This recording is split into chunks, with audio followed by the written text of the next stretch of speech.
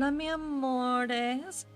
Happy Tuesday. Happy St. Patrick's Day. Happy Taco Tuesday if you celebrate that. Happy, happy, happy day. I hope everybody's doing well and that everything in your life has been good. I hope that everybody also was able to get Xavier this week because, you know, today's the last day to pull on his banner before we got a new rotation or new banner rotation. Also, I already saw the new heartfelt gift trailer for Raphael. Yes, it gives off Ebb and Flow 2.0. That's the best way I can describe it. And also, this is going to be some self-promotion for my VOD channel. I just uploaded a new video on my VOD channel that is me playing a new game, or this is mostly the demo, but I downloaded the game and I'm going to actually be playing the game all the way through.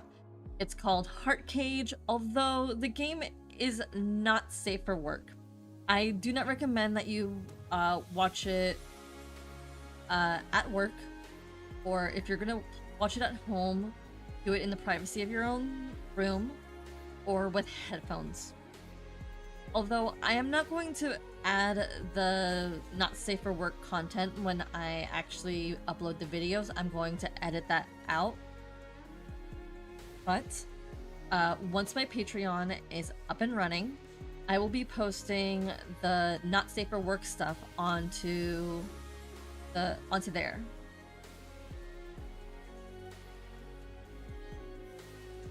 And with that being said, let's start with watching the new trailer, because I know that you guys want to react to it probably as well.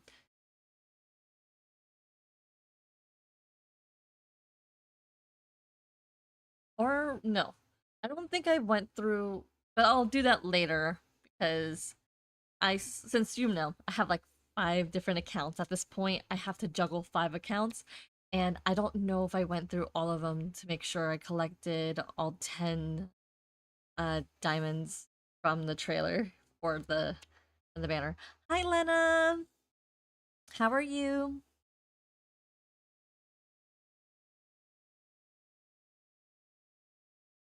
Happy Tuesday, if it's still Tuesday.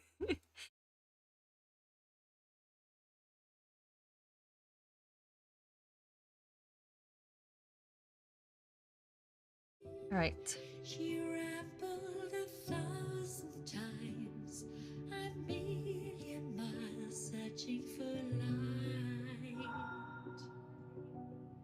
Free from the So, what do you want to do first? Do you want to start watching the new trailer first before we even start the game, or should we play a little bit of kitty cards until more time? There's a hint of sea Just salt run in the time. air. It's very soothing. Okay, I give this a 7. I don't like this outfit.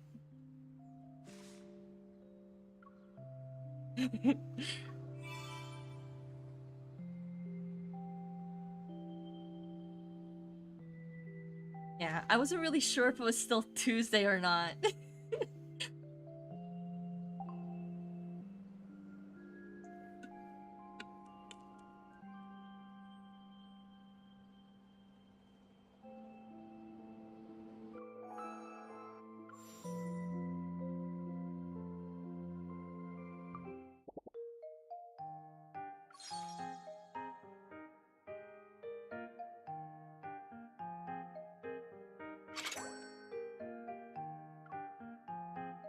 Oh, I thought this was...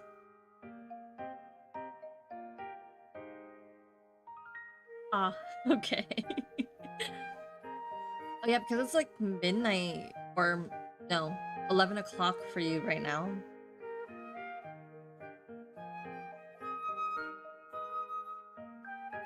Right, I need to bring down my tokens.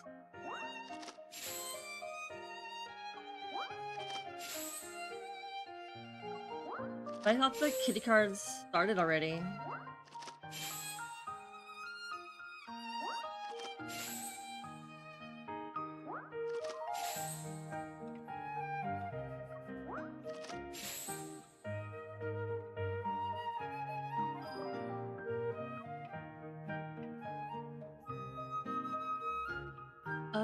Oh. Okay, so if my predictions are correct, because we're supposed to get the kitty cards, or the announcement of the kitty cards comes out, then we might get the myth release.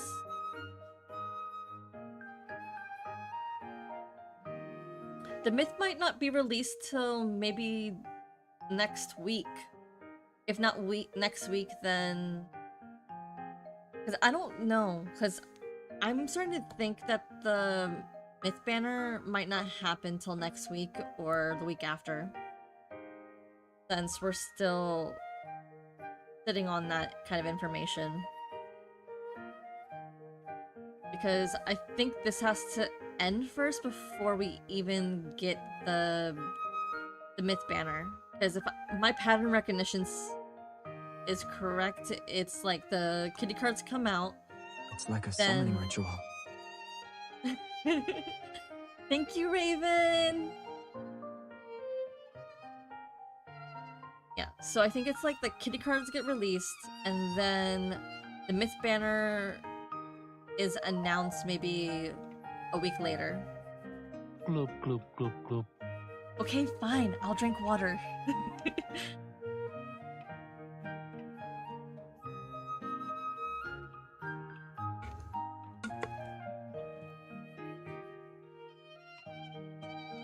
But yeah.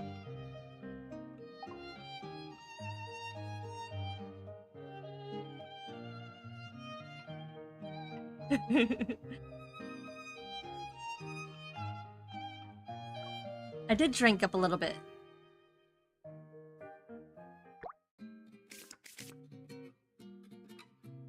Kitty God isn't here today. Why don't you ask me instead? He is too Well, sexy, I can turn a I blind eye swear. at least. Will you strike first or bide your time?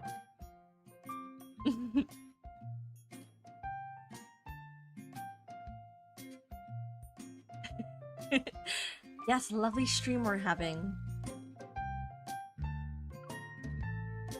I can't wait.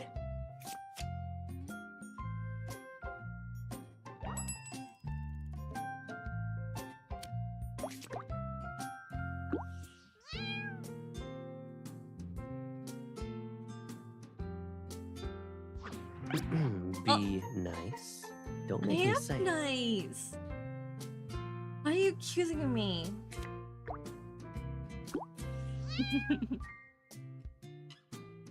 Congratulations on 10 days.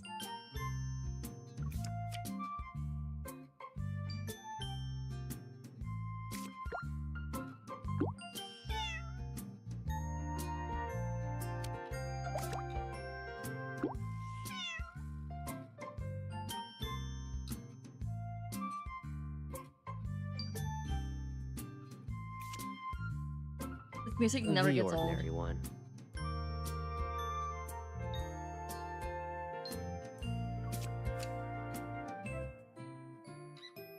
Do do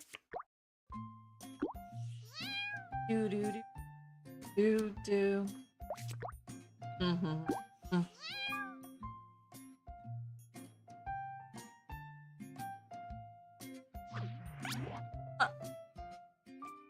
Then why tempt me? Jerk.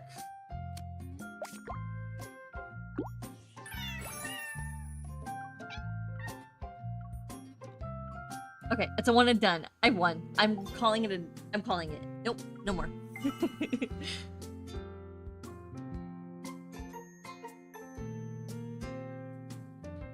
Because after I win the first time, he wins the next 2 times every single time. It's not fair.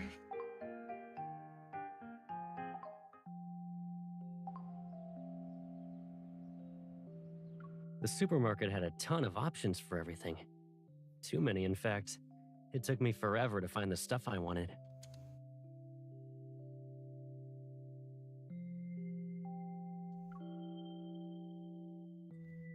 Maybe it's because you haven't felt the need to prioritize a link on supermarket for a long time.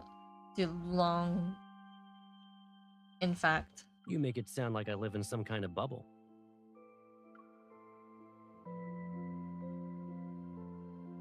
Your head is in the clouds. Those healthy meals you eat aren't exactly the norm here. I stood in line to get piping hot fried chestnuts from a street vendor. You can stop telling me my head's in the clouds now. I also got dragged into a raffle when I was at checkout. Sadly, the prizes were all things meant for daily use. They didn't have those little toys we saw when we were kids. I remember those large cardboard boxes under the bed. They were filled with the toys we won at the grocery store. And there was a whole box of Hi, little Cook. trumpets, I'm pretty sure. How are you? Lady Luck seems to elude you when drawing prizes. You always won a trumpets from the grocery store raffle. Okay, so you dislike them now. But who was the one that loved to show off her big trumpet by stacking the small ones on top of one another? Wait, I feel like this conversation is not new. I've heard this conversation before. Thanks to you, I became a local celebrity, kinda. Okay, if you say little trumpet, I'm going to actually throw my controller across the room. Our neighbors like to say, she is Caleb's little trumpet. Oh my god, this is sounding so familiar. But you know, this whittle twumpet like to call me bad names. I'm gonna There's throw my cheater, controller across cheapskate, the room. tattletale. Okay. It landed on my bed. It's fine. Good thing I have a backup.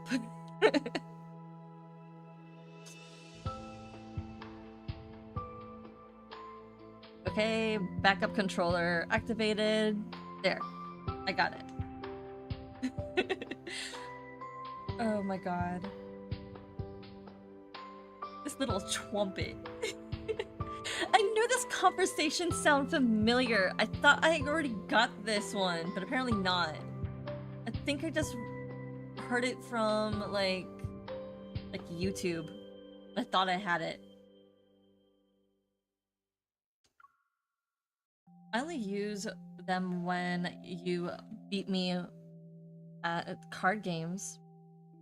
Our snack supplies were low, and when I didn't finish my homework. Yes, yes. The little trumpet was particularly loud during those times. Look, I was a kid who didn't know any better. I wasn't serious when I called you those names. So you also weren't serious when you said, the best Caleb in the world is the Caleb who doesn't get angry. I'm gonna probably save that little trumpet, like, line.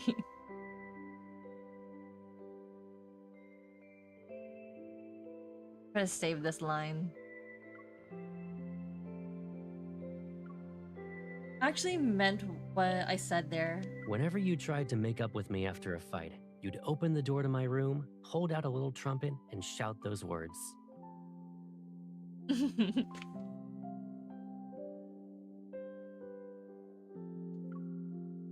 And now I'm going easy.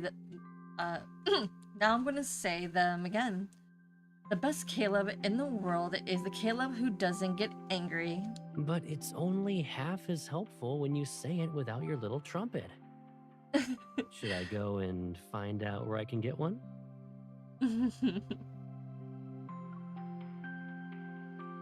Is it still on sale? It must have been out of production for years now. We'll find one as long as we put our minds to it.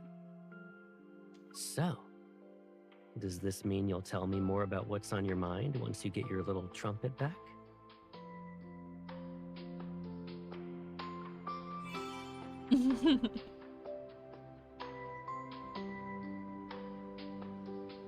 Okay, I forgot to put my phone on, or better yet, my tablet on streaming mode.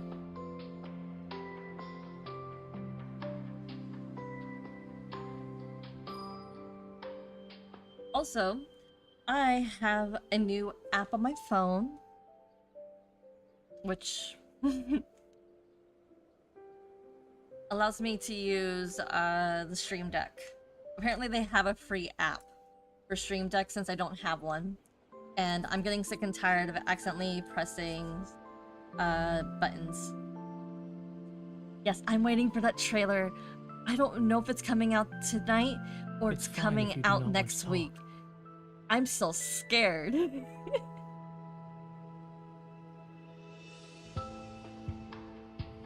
I'm scared. Like, legit.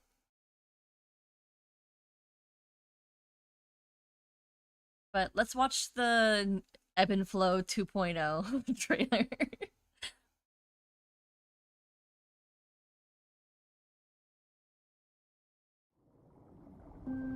On a night when the I hope the tide's volume's ebb, good.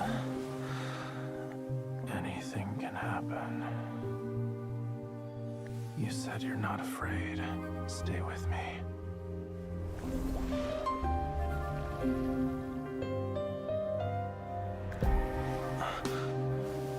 These scales can't protect us. They only attract our enemies.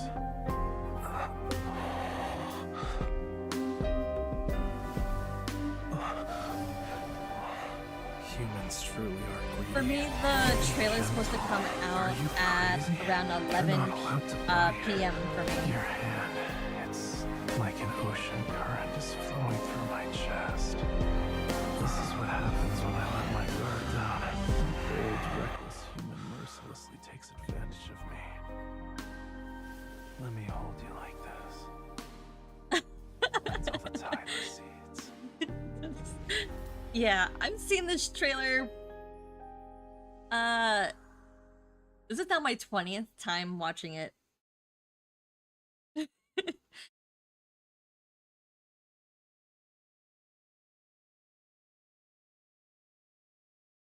it's about the trailer is gonna come out supposedly today at around 11 my time.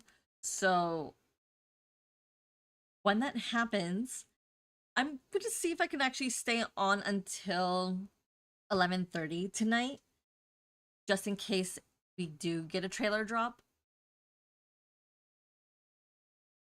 And if we do, we'll react to it all together. Unless some people have to go and sleep because sleep is very important.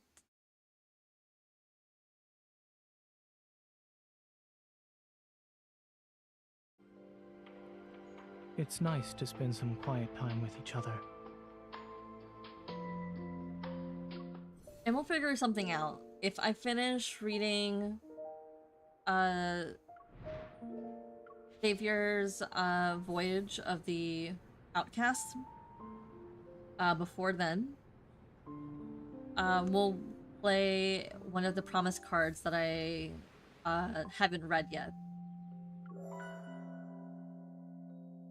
Also, I pulled on my main account for the pose. That's all I wanted to do. Get the pose, and I ruined my my 50-50 pity because I wanted the pose. And I knew whatever pose comes out, or whatever comes out, whatever trailer, if Caleb's trailer comes out, I want that pose for that. I don't know. I'm too frazzled dazzled right at the moment because I really want the pose that was in Xavier's solo, so that when Caleb comes out, I want to put his myth outfit with that pose with MC in her outfit, and we can snuggle on the couch together. Because that is my dream. I want to be in Caleb's lap. I want to live in Caleb's lap. Always. That's the place where I want to be.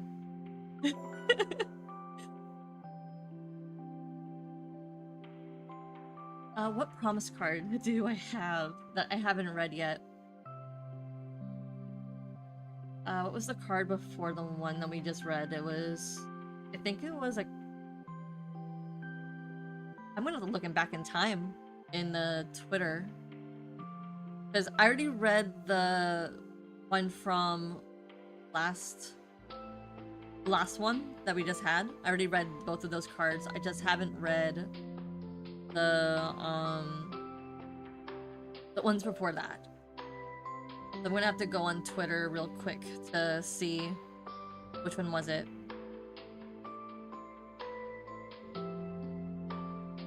And also keep Twitter open so that I can see if the trailer drops too. Because the first thing that's gonna pop up is the trailer.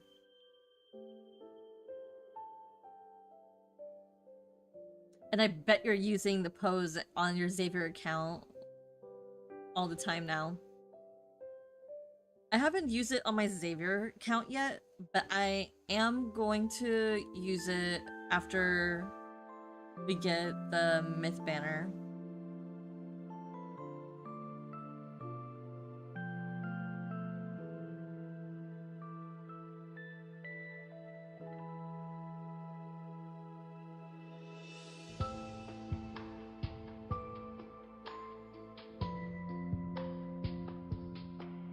Okay, almost.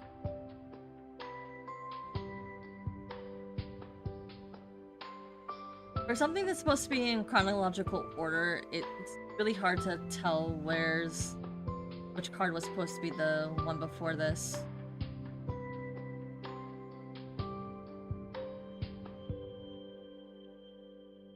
I have so many cards I haven't read yet, so I think it was a... we'll read this one afterwards. Because I haven't read the 10 Days with You, and that's the one that we got last time. Anyway, onto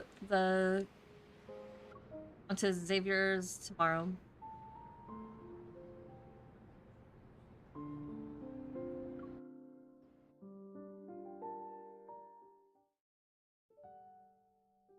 After some investigating, combined with a vague hunch, I've identified a highly suspicious wanderer. Andrew tracked it. Andrew is tracking it, but it's been several days since I got a report. This lull alone allows me to test the new gear Simone modified for me before the next mission. The only problem is that my partner, who promised to join me for this trial, is late as usual. 10 rings! The training session is over now! That's Simone for you. She can turn even the simplest sidearm into something extraordinary. I switch on the safety and put away my gun. My gaze drifts to the empty lane beside me. Looks like Xavier, king of tardiness, didn't get the chance to try out the new gear first. But at least I have the luck of a partner who's always thinking about me.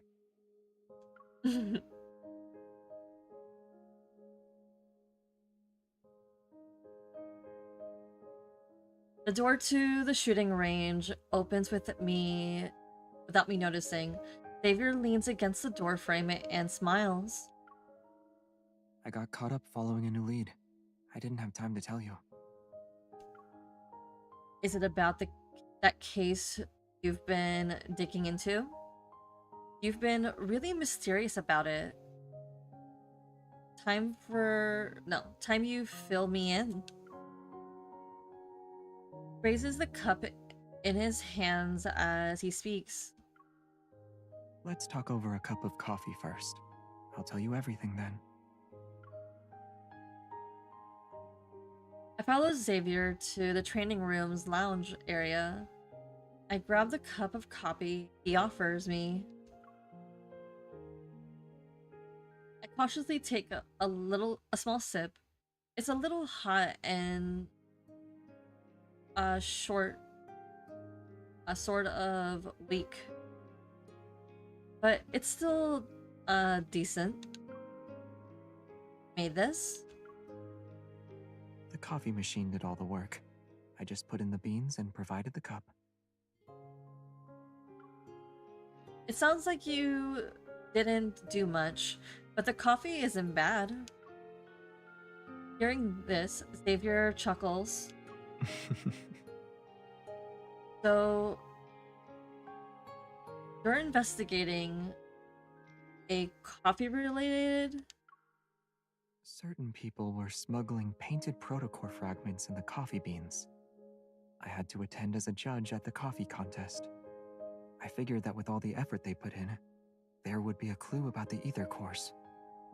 But all we got were some modified, regular protocores. Oh, I pause, and my gaze falls into the cup in my hand. What is it? Since joining Special Operations, Xavier and I busied ourselves with tracking down leads on ether cores.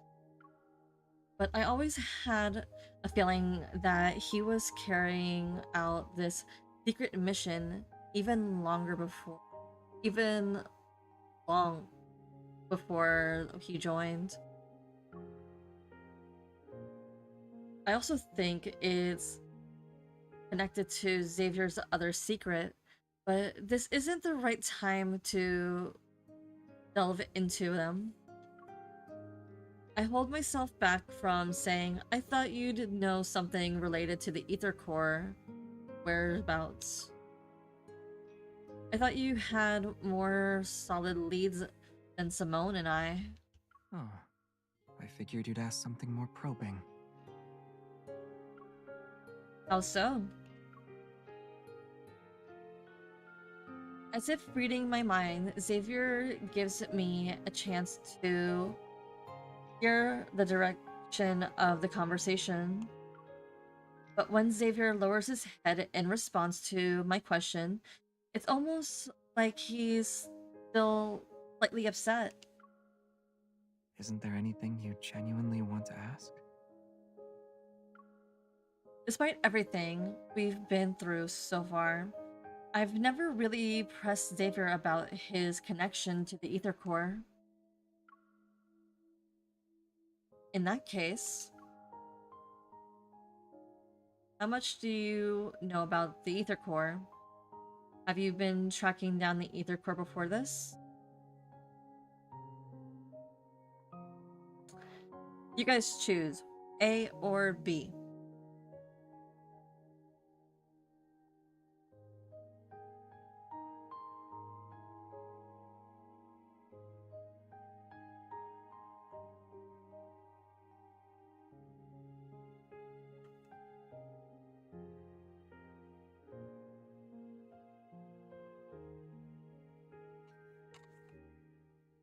Okay, A it is.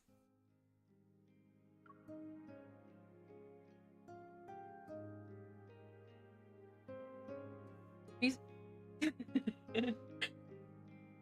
You must know more about the ether core than the association, right? In your mind, am I more capable than all of the association's hunters combined? Dude, you know more than you let on. The association has a network, but maybe you're aware of things they can't access.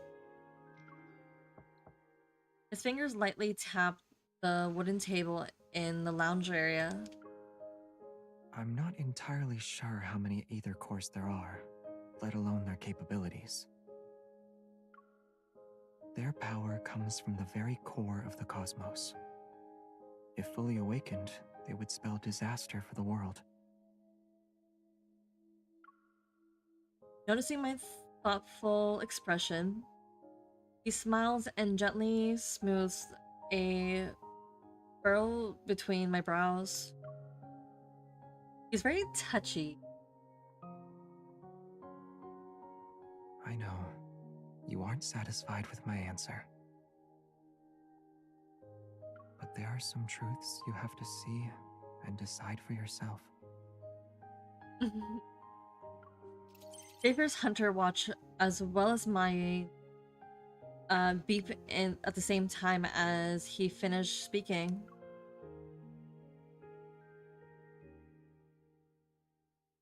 The wander you identified earlier, the one associated with the beta protocurve energy, is confirmed to be related to the ether cores. The detailed information has been synchronized with your device's data log. Get ready to head out. Okay, Andrew. This wander will also be difficult to deal with. Should I ask Simone to assist you? That won't be necessary. My best mission partner is back. The call ends. I raise an eyebrow at Xavier. I should witness the truth and answer. I am afraid. I should witness the truths and answers I'm after for myself. But that doesn't mean I have to do it alone.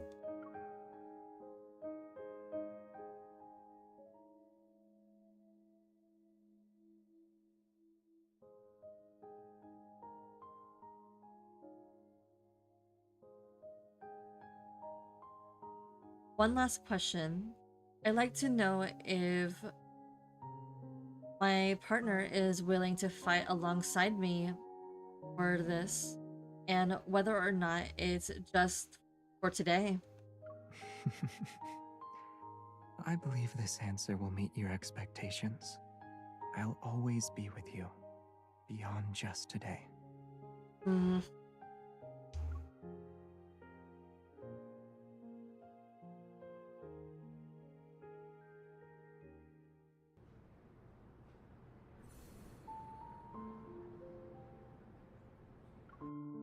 Okay, on to chapter 2.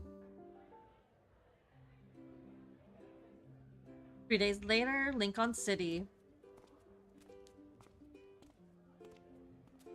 Lately, several students at Presteria University have disappeared after being attacked by the same wanderer, only to mysteriously reappear on campus a few days later. Although these students return unscathed, they have no memory of what happened while they were missing.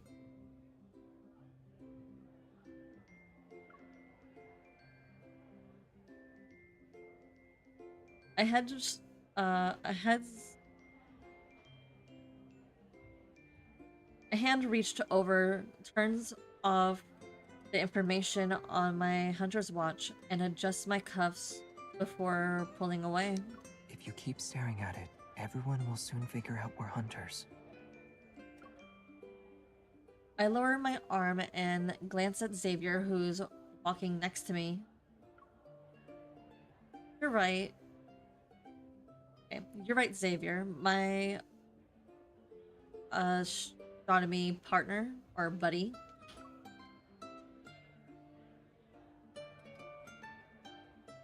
The warm autumn sun peeks out from behind the leaves. It casts dimple light onto the corner of his mouth. That sounds a little staged. You're my journalism schoolmate, remember? 3 days ago, the wander that Andrew tracked using beta protocurves showed up at Presteria University. Considering the recent student disappearance at the university, the association has assigned to us the mission to eliminate the Wanderer. To prevent any unnecessary panic, Xavier and I are pretending to be students.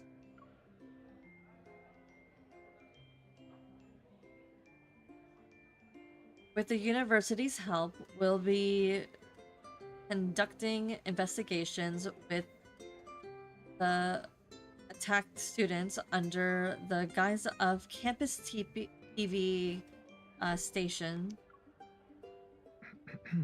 You're walking too fast.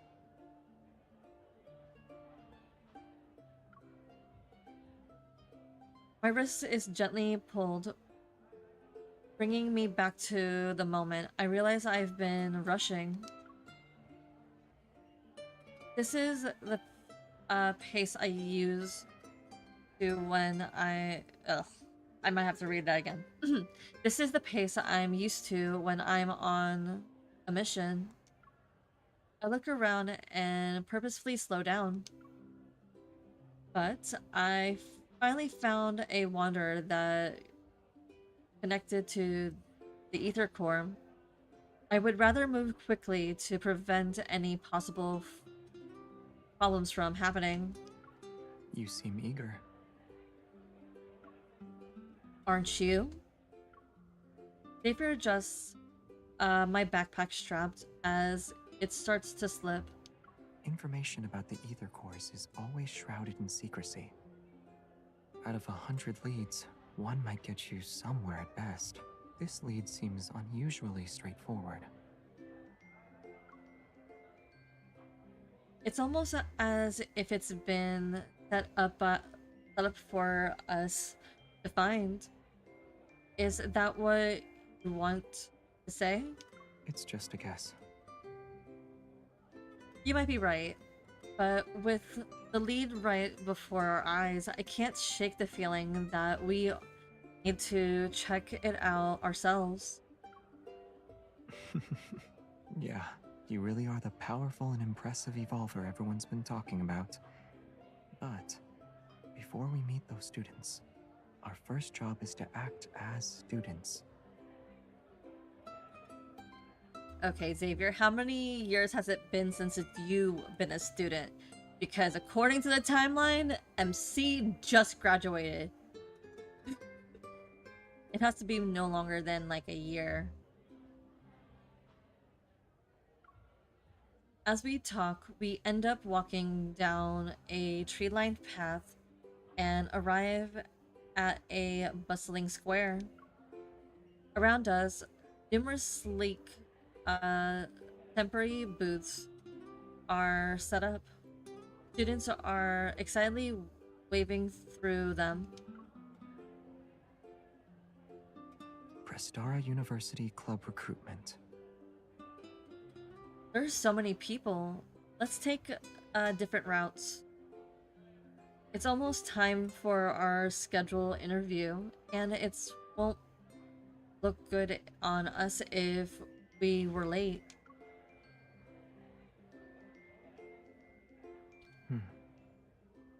Yeah, it'll take a while. But how about we use this opportunity to relive our student days for a bit?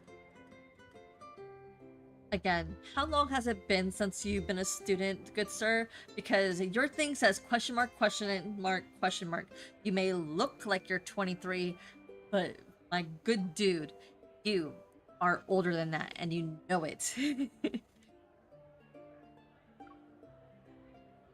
How are we gonna do that? Xavier stares at me, Then he fixes my hair and takes off his non prescription glasses.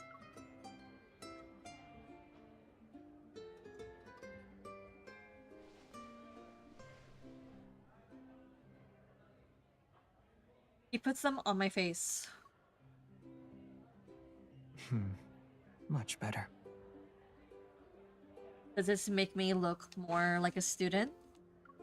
It just looks nice. Hi, are you a freshman this year?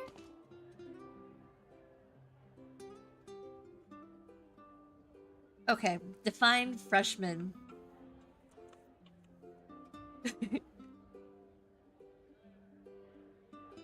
Okay. Thanks for coming, and well, I hope that our predictions are true and Caleb's myth actually comes out tonight. Or today. Whatever. Or today, my tonight. You seem perfect for the lead role in our film club's latest project. Are you interested? While the club member looks down to find the registration form, a corner of Xavier's mouth slightly curls up. What did I say?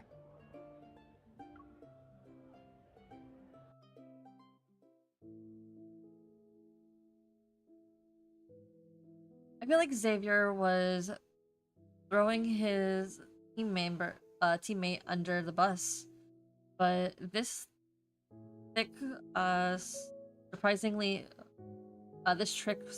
worked.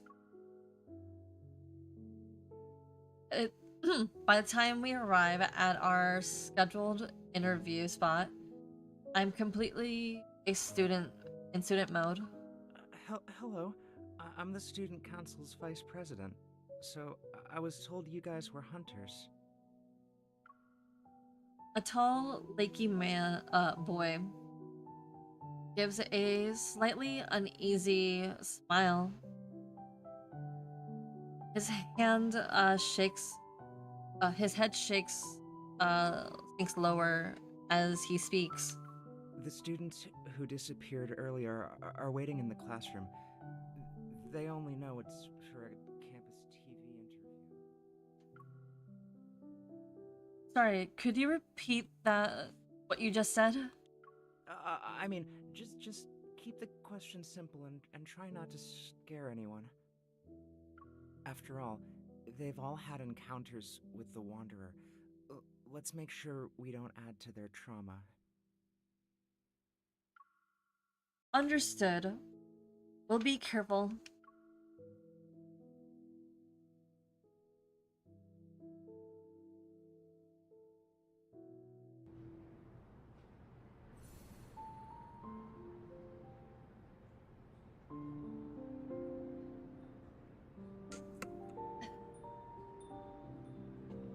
Okay, on to chapter 3.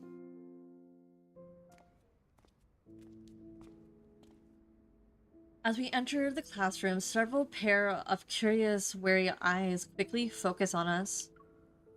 I clear my throat and offer a genuinely friendly smile. Hi, I'm a broadcast journalist major and a member of the campus television station. This is my partner. Xavier steps forward, but doesn't speak, which prompts me to continue. He's the one who will handle the microphone and camera. He's an astronomy major.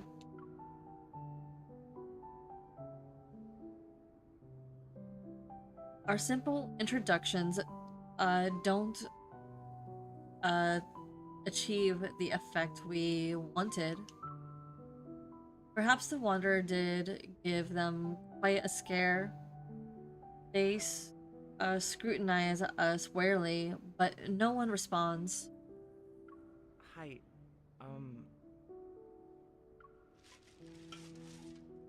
A bag full of drinks appeared from behind the door. The person holding it hesitantly hesitates, struggling to gesture a couple of times. I take the bag. The vice president slightly smiles, then slightly moves to sit by the classroom's back door. Definitely an introvert. Cooperating with us on the university's behalf must be tough for him. When I describe the drink with, yeah, when I describe the drink with Xavier, the classroom's tension atmosphere began to soften. As I tried to come up with an appropriate icebreaker, Xavier nudges my elbow. Oh, right. Didn't we meet up downstairs this morning? Hmm? I'm confused, so I manage only a grunt in response. I think I forgot to check in for my morning class. You're an astronomy major. Aren't you taking Dr. Ulysses' course? It takes me a moment to realize that Xavier's somber tone doesn't match his hopeful eyes. As I move the chair, I lean in closer to Xavier's ear. Did you say you researched ahead of time? I just threw out a question and didn't expect it to go anywhere.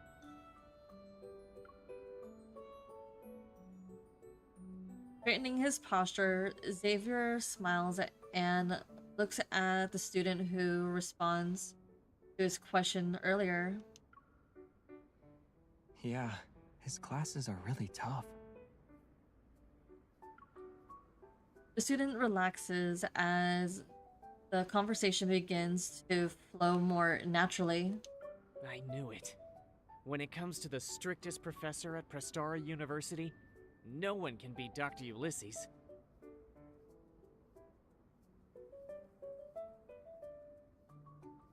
Okay, fun fact about the name Ulysses. Ulysses. That is the name of a Roman character. This is supposed to be like the equivalent of Odysseus. So there you go. Fun fact. And if we keep looking down the rabbit hole, if Ulysses is Odysseus, Odysseus was arch enemies with Poseidon. What is Poseidon? This god of the sea. Who is the god of the sea in this game? Raphael. So if Ulysses ends up being our sixth eye, this is just a shot in the dark. I don't think this is actually going to be the case. But just imagine if that was the case.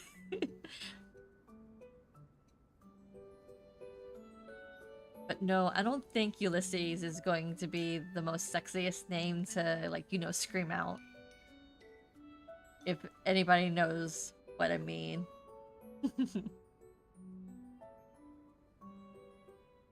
But it's not that bad. While he's strict in class, he's pretty chill on the basketball court when classes are over.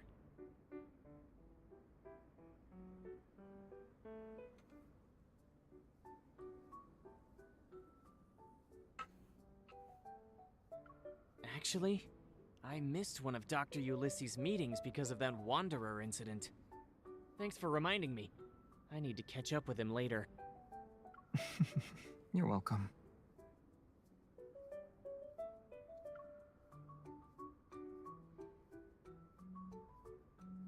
Xavier adjusts his position and gives a knowing look.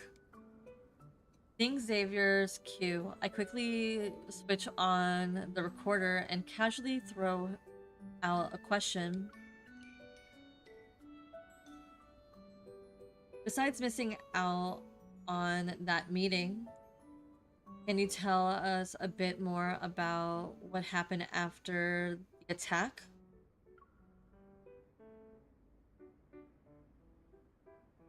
You can say whatever you want.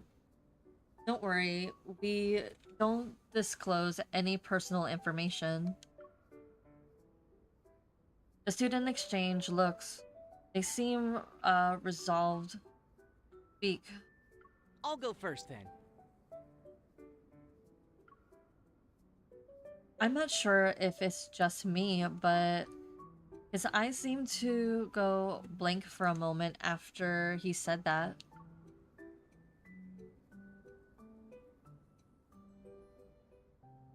This is what we call a white hole, a theoretical region of space-time. If we reverse What are all you the doing? symbols in the equation representing the geometry of space-time, We're not in this actually very here space, for the objects are no lecture, longer but we unable might to as escape from well it. Or rather, look the they can part. only escape from it.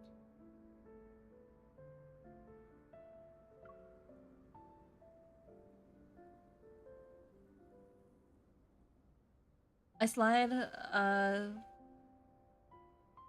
the open textbook to the center. Oof. Okay. Okay, my stomach's starting to hurt a little bit.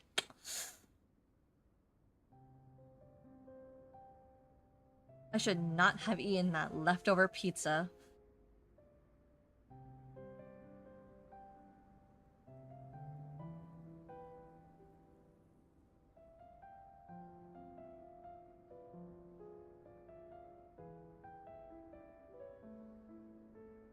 Alright, I'm gonna pause for a second.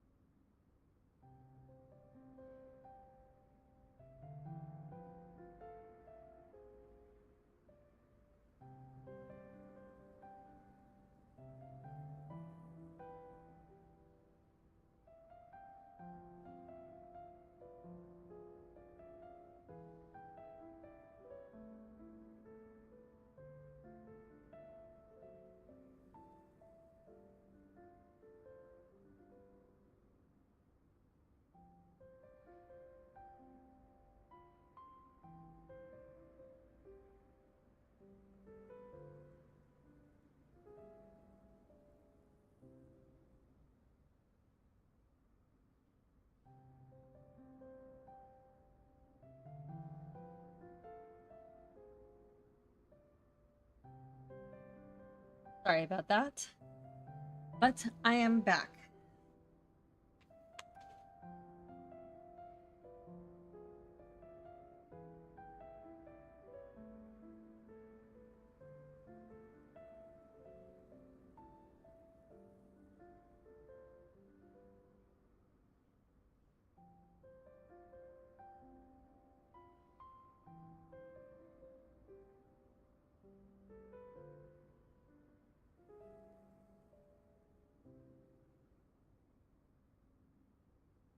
I slide the open textbook to the center of the desk, line up my notebook and pen, and place a water bottle to the side. Your desk is so neat. It's only a matter of time before the professor notices. According to the students' accounts, the incident occurred outside of the classroom. He was holding a meeting with a professor. I decided to talk to the professor to see if we could gather any new clues. So I dragged Xavier with me the next day, and we snuck into his class. Yeah, it's a perfect disguise. The way you quickly claimed a seat in the back was nice and clean, too.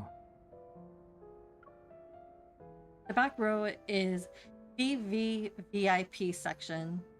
It has a great view of the ambiance, perfect for relaxing, entertainment, and even spotting two students in the back row secretly holding hands under the desk. I casually changed the subject.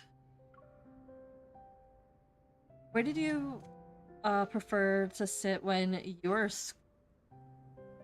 in school? I didn't have a particular preference, but I usually sat in the back too. The sunlight was nice, and the breeze was refreshing. How comfortable were the desks and chairs? They were okay. As our casual chat drifted on, I flipped open my notebook and turned my attention back to our mission. Even though we learned a lot of details from today to this, from talking to the students affected by the attack yesterday, we didn't find anything notable. Those 5 students were either normal people or evolvers.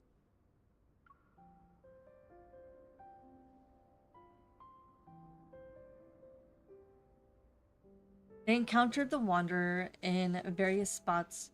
Some were on the tree line path, and others were in labs. And they woke up in different places afterwards. This Wanderer doesn't seem to be limited to indoor or outdoor space. There's no clear pattern to where it shows up. It's not completely random, though. David takes the pen from me and draws a few circles on the notebook. All the incidents happened at night. If that's connected to the Wanderer's behavior, then we can narrow our search.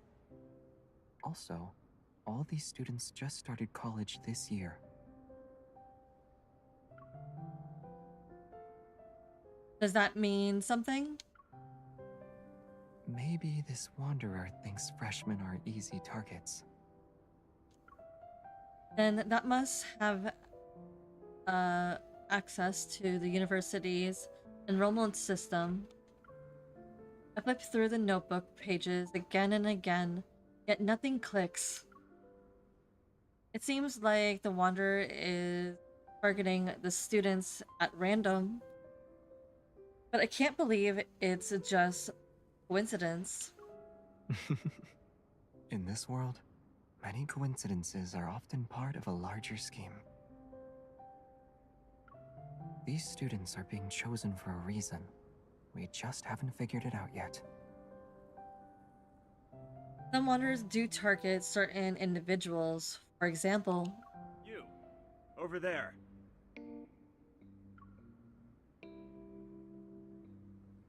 realizing the sudden silence around me, I look up to see Dr. Ulysses on the podium. He's smiling.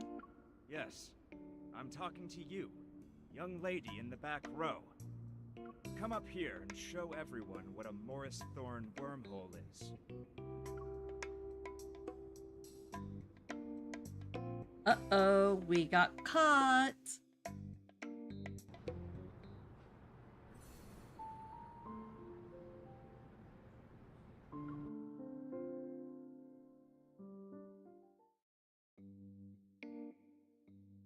I never thought I'd get caught talking in class. For a moment, I'm stunned and don't know how to respond. No? Then let's have your friend try. Come along now.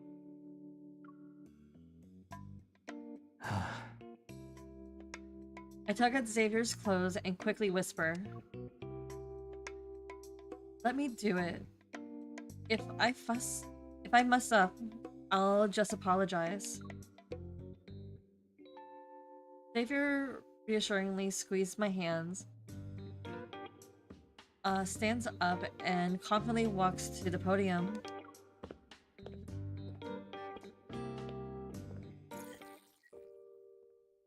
The room lights dim and a holographic projector or projection appears from his fingers. It forms a image of the universe. In theory, the Morris Thorn wormhole is a traversable wormhole. It is spherically symmetrical and features a throat that bridges two black holes. The throat is a finite spherical region containing negative energy density matter to counteract gravitational forces inside the wormhole.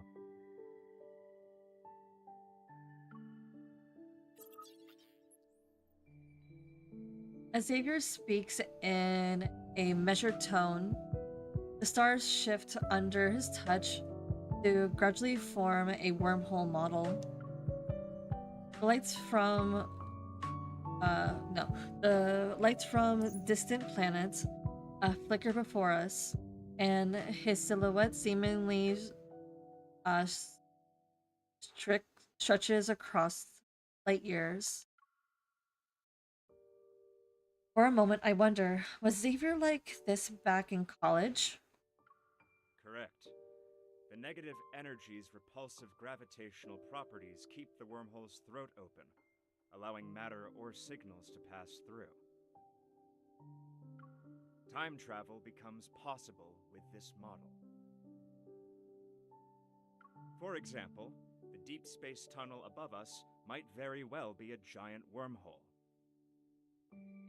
The mysterious deep space signals could then make their way to our distant Earth. Perhaps certain materials, or even other forms of life, can find us through these cosmic channels. What are you thinking about? I snap back to reality. Xavier is crossing the starry expanse and now stands before me. He's within arm's reach once more. I'm curious, were you really an astronomy graduate? Who knows? I have too many diplomas at home. I need to check first. Huh?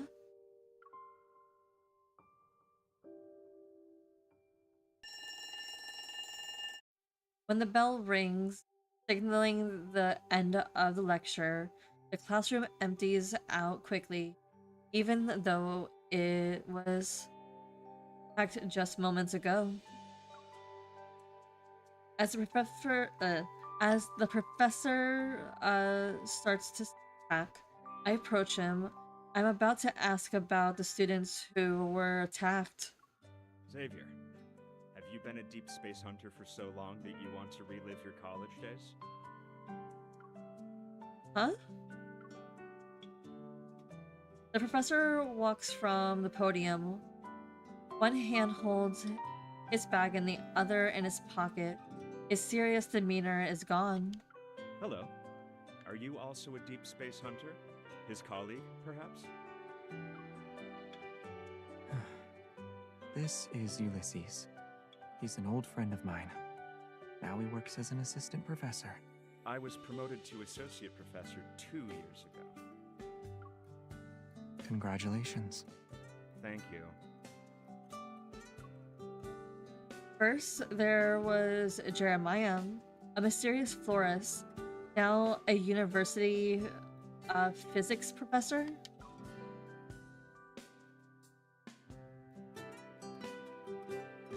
I'm once again shocked by how unpredictable Xavier's social circle is. Let's get back to business. You're not the type of person to visit without a reason. Did something happen at the university? I'm on a mission. Well, if you're involved, it can't be just any mission. Should I be expecting a major incident to take place?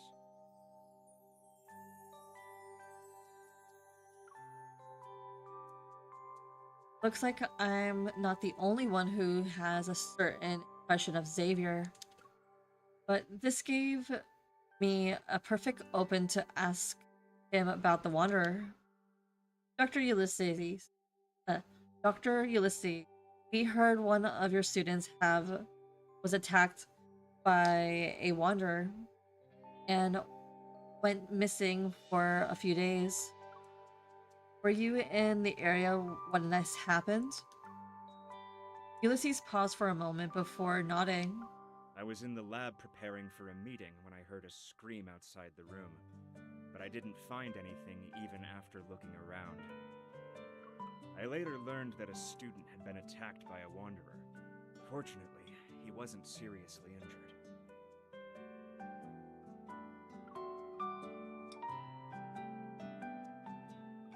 It looks like Ulysses didn't see the Wanderer. I'm a little disappointed. Did the lab's flux stabilizer show any reaction? No. I merely get what Xavier's is hinting at.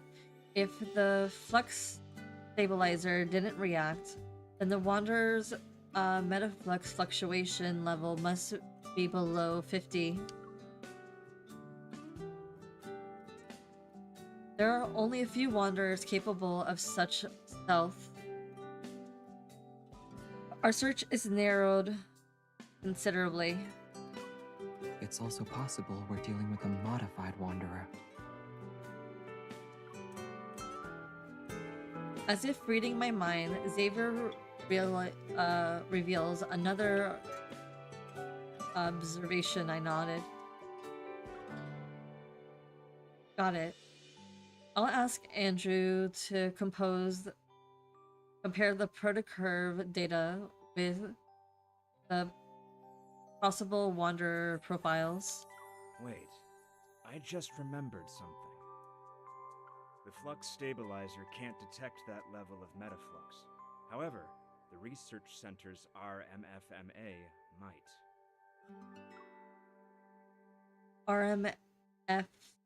RMFMA? But the research center isn't even near here. It was moved to the campus earlier this year, so it's not that far away now. It should have captured the metaflux fluctuation and its dynamic range when the Wanderer appeared. Then can we use that device for a bit?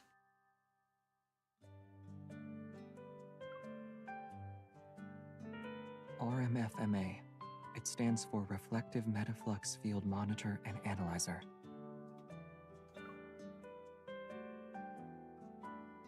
A flicker of doubt crossed my mind, but I push it aside for now. I wait for Ulysses to respond. Sure. As long as you have the clearance to operate it and access the system, you can use it.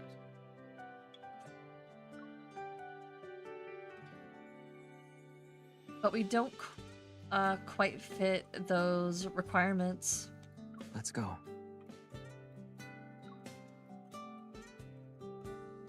Huh?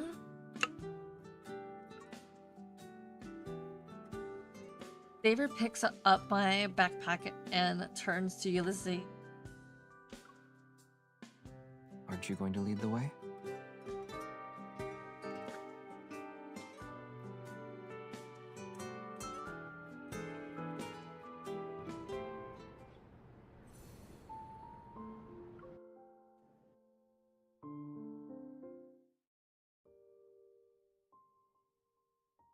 The research center Ulysses mentioned is formerly known as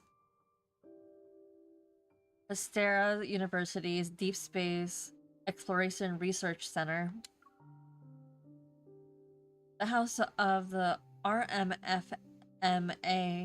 under the skylight on the 3rd floor.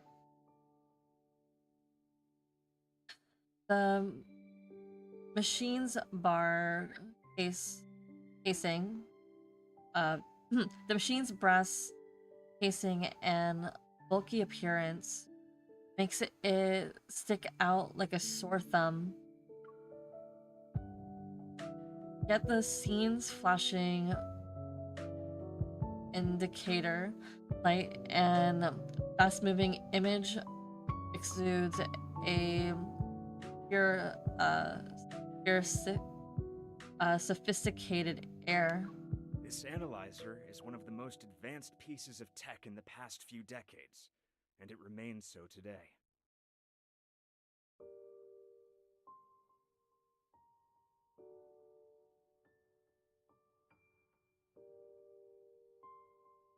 It can detect the slightest fluctuations in the deep space tunnel. Unfortunately, there are fewer than 10 of them in the world. Many talented researchers and professors have turned down prestigious offers elsewhere. Also, they could work with the RMFMA at our research center. Do Xavier and I need to apply for access first to retrieve its data? Where's Xavier? All the data related to the Wanderer is corrupted. Xavier appears from behind the RMFMA. He removes his safety goggles and takes off his disposable lab coat. How did you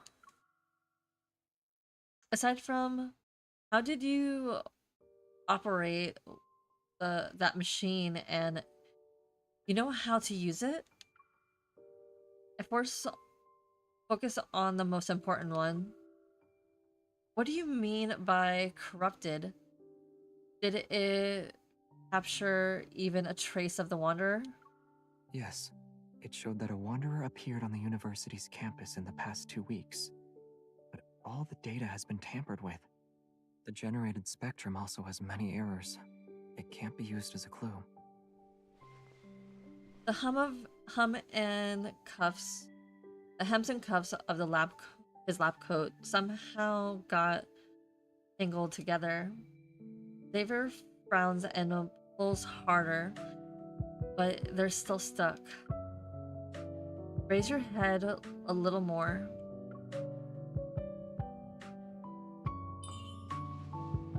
As I help Xavier wriggle out of the lab coat, my mind races in questions. Maybe the RMFMA is too old, so it's malfunctioning. If that were the case, the first issues wouldn't show up in detection and sampling errors. Which means someone deliberately tampered with it. Once he's out of the lab coat, I meet his gaze. It's brimming with confidence. It's a rare high-end device, yet Xavier seems to know it inside and out and can even log into the system to use it.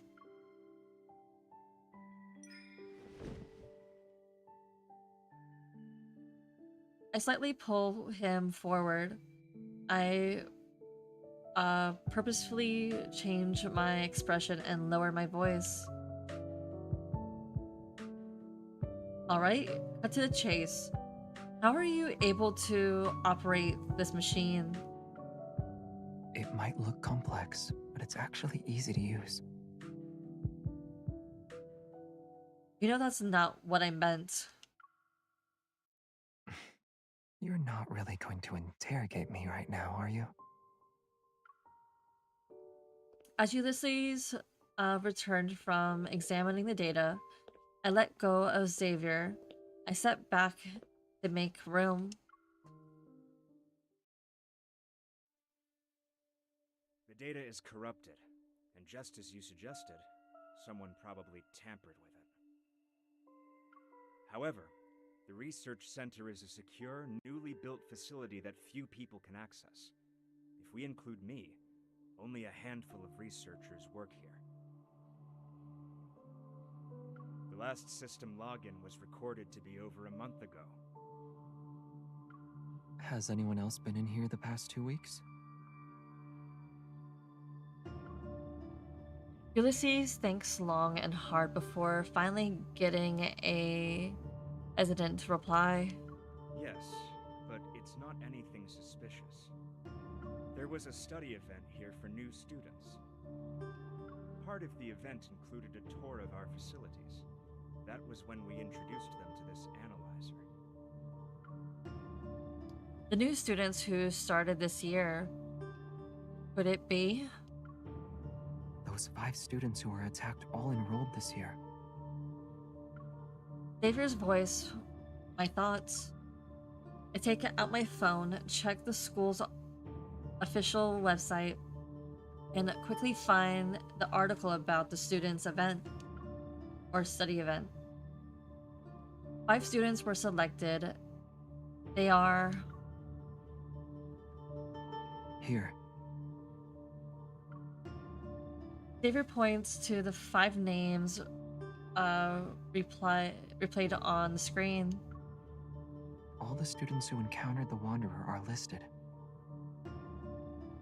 The students' event, or the study event, the tampered device, the elusive Wanderer, everything starts to connect. This isn't a coincidence, Xavier. Something's off about the study event. The Wanderer is targeting its participants. Indeed. He agreed, but keeps his finger on the screen. I look again. Group leader, Soren, vice president of the student council. Hello. I'm the student council's vice president. So, I was told you guys were hunters.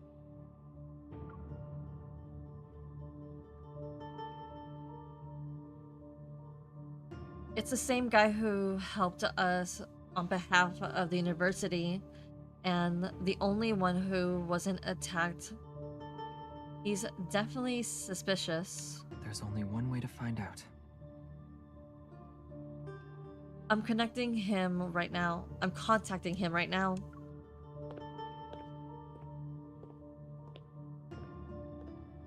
Xavier is the first to head out. After saying goodbye to Ulysses, I'm about to leave, but a glance at the wall makes me stop in my tracks. Instead of a certificate, there's an old frame group photo at the top. It's yellow with age, and the faces in the photo are all a bit blurry. Yet the person who's on the edge. I look closer, and that incident instant figure suddenly comes into focus. It's Xavier.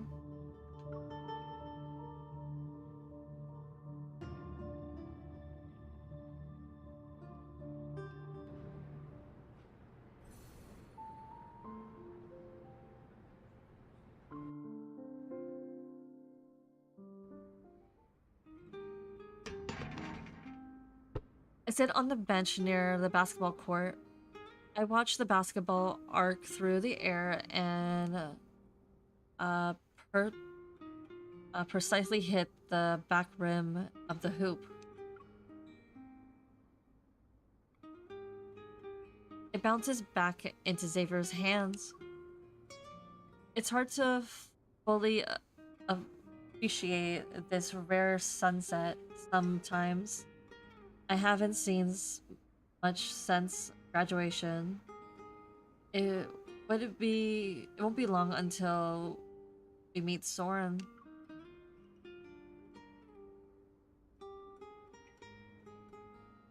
I unconsciously lower my head to look at my phone.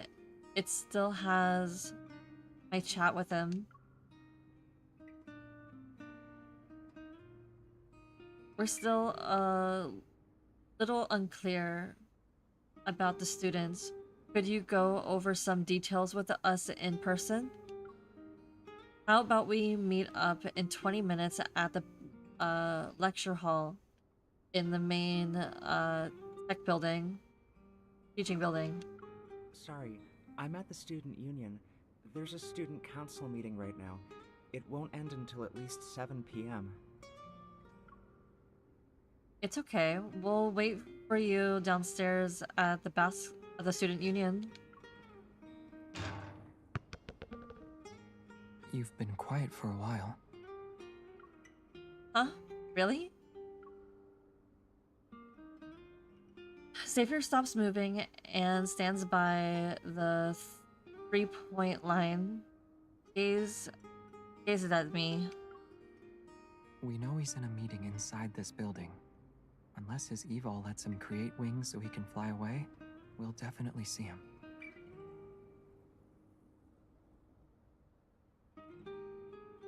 I look at the open door in front of the student union. Then I look at Xavier's calm face. I wonder what making the victims stay quiet about the study event. And even there's Soren. I know why we're here, but doesn't saying anything. Excuse me. Let me read that again. And there's Soren. He knows why we're here, but doesn't say anything. If he's really behind this, that's some nerve. Maybe he doesn't want to get caught up in any trouble. Either way, we'll be able to ask him soon.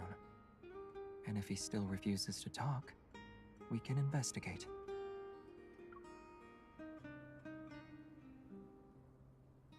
He keeps gazing at me. His eyes are firm and steady. I nod. Then he offers me a basketball. Want to try? I know he's inviting. I know that his invitation is actually his way of offering me a break from the mission. I can't bring myself to refuse, so I stand up. Sure.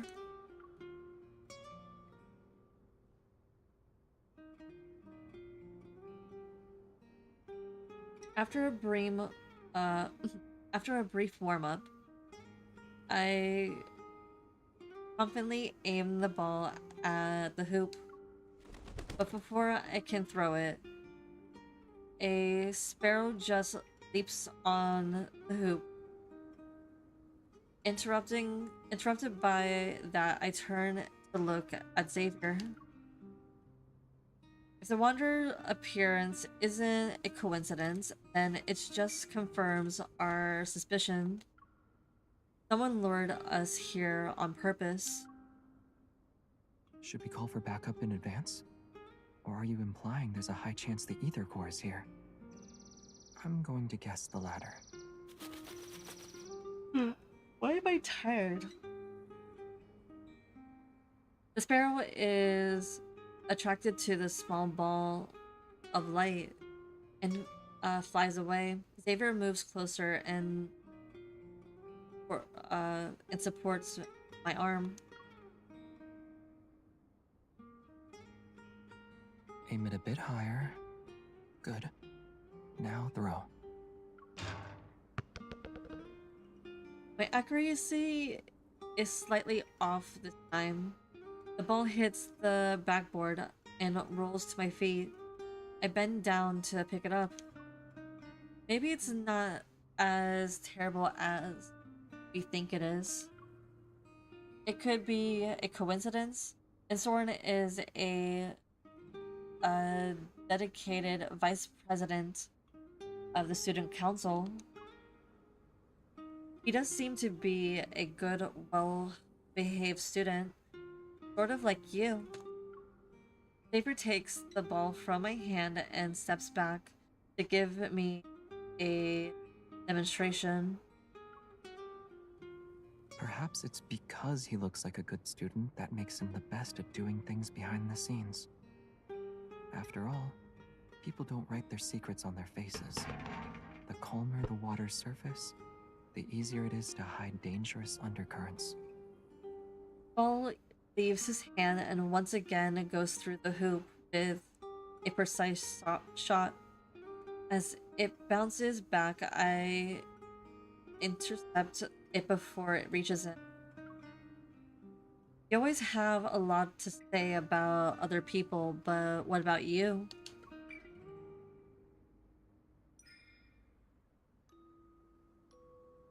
Recalling the blurry yellowish photo from the research center, I move closer to Xavier.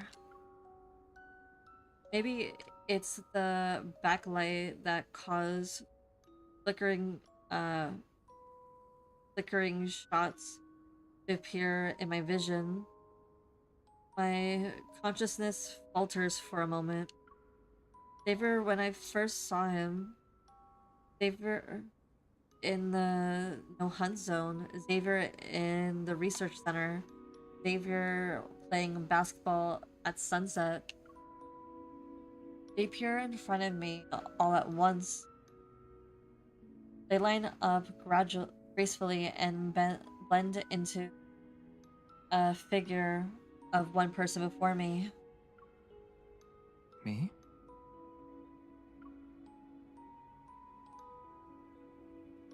What secret are you hiding behind your calm face? From a distant path. From a distant past to the present, who are you really? Even though I am so close to you, experienced all this life and death situations with you, I still can't seem to fully understand you. Huh?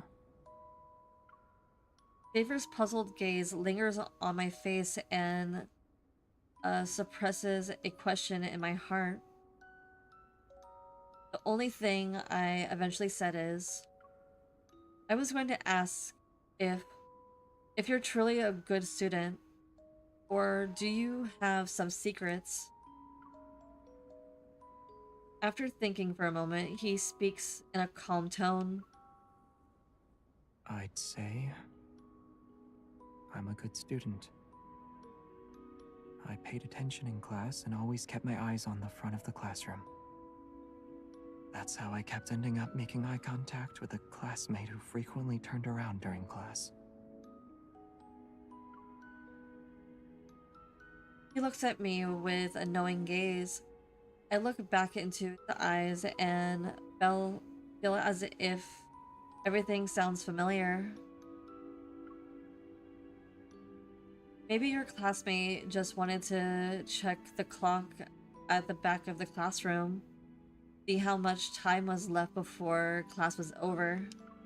Oh, You're asking if I have a hidden side to me like Soren? He responds with a question. Now it's my turn to think about my answer. Fortunately, Xavier doesn't seem to expect one from me. That he slightly lowers his head as if he's thinking to himself. But the parts of me you think you know, and the parts you think you don't know, they make up who I am. All of me. Right here in front of you. We no longer pay attention to the basketball. The sound of its bounce on the ground echoes in my ears. It isn't until I see Xavier's hand wave in front of me that I realize the lingering sound of my heartbeat. I think we have a new lead.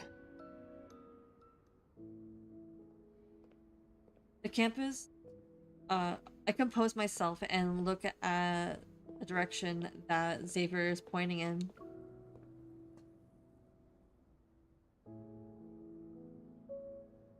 I catch sight of the enthusiastic student from yesterday's interview. He's walking out of the student union. Didn't he say he needed a week off after the Wanderer attack? I grab Xavier's arm. Something's not right. Let's ask him.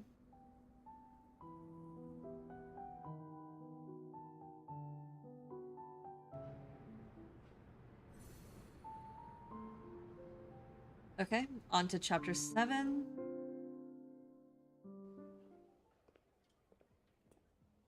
Before we get close, student immediately recognizes me and Xavier. He excitedly waves at us. What a coincidence! Why are you here? Didn't you say you were going to take a week's leave at home? What brings you back? With no time to lose, I get straight to the point, but the student looks confused. Huh? Did I say that yesterday? I don't remember at all. After the attack, my friend said my memory had gotten worse. I thought I was getting better over the past couple of days.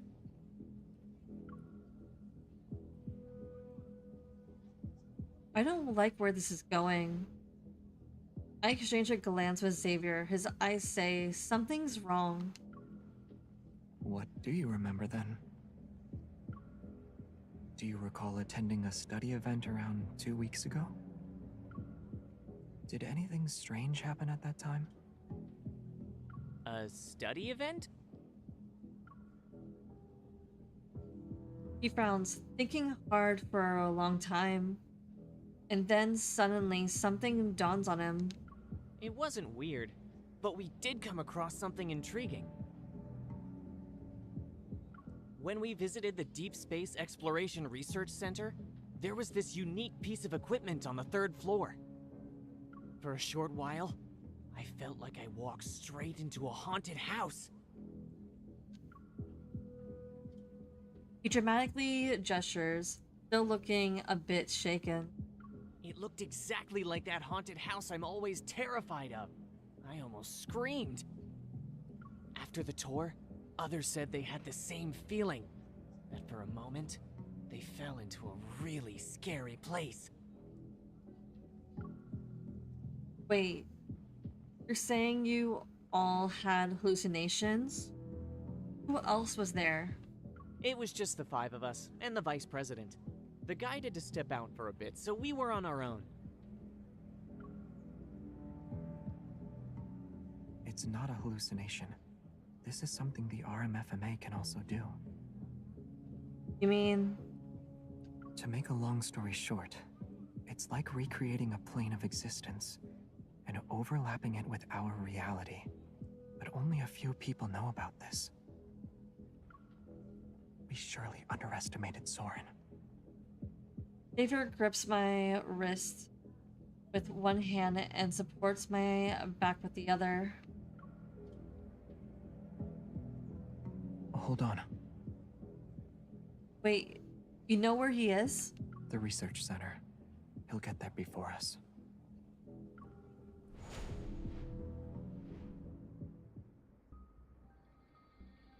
Daylight's last glimmer sinks below the horizon, and night arrives. As we stand in front of the research center again, the building takes on a more mysterious air under the night sky. Thorn stands under the skylight on the third floor, his back facing us. You're quicker than I thought. I should have known the moment I saw you. Xavier stops behind him. After a brief pause of tension, Soren turns around. Do you think you can still order me around, Xavier?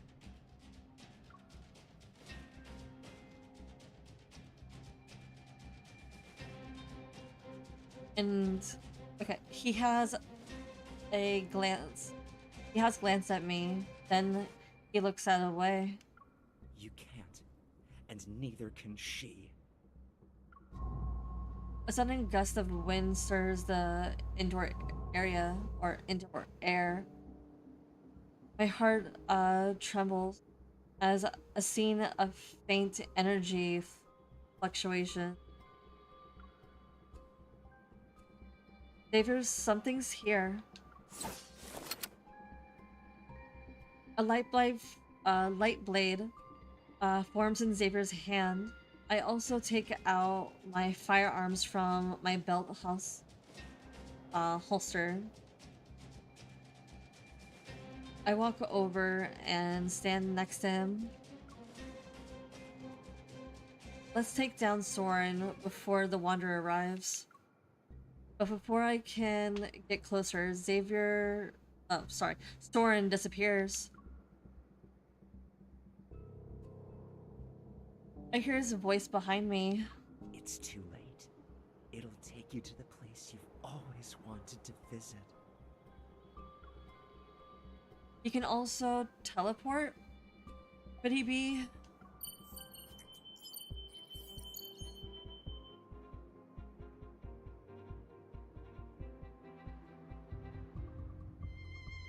The intensity of the energy fluctuations significantly soar. Xavier's Hunter Watch, as well as mine, beep at the same time before I can react.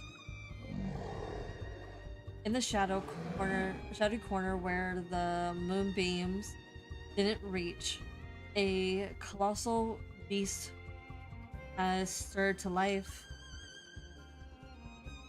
This energy, it's fierce. A wanderer with an ether core.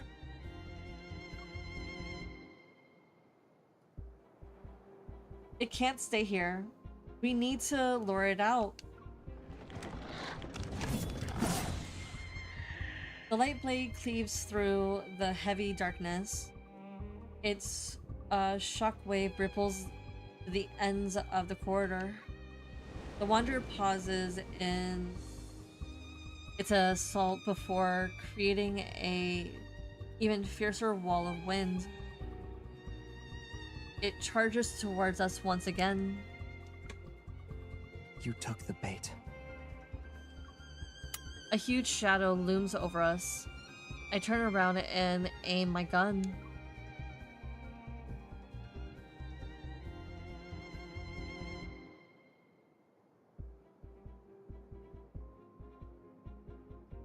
The expected portal field doesn't materialize. Instead, I feel a sudden coolness on my face as if I'm being pushed through a barrier. Out of the corner of my eye, the RMFMA lights up again. Before everything goes completely dark, I reach for Xavier's hand, and I grab nothing.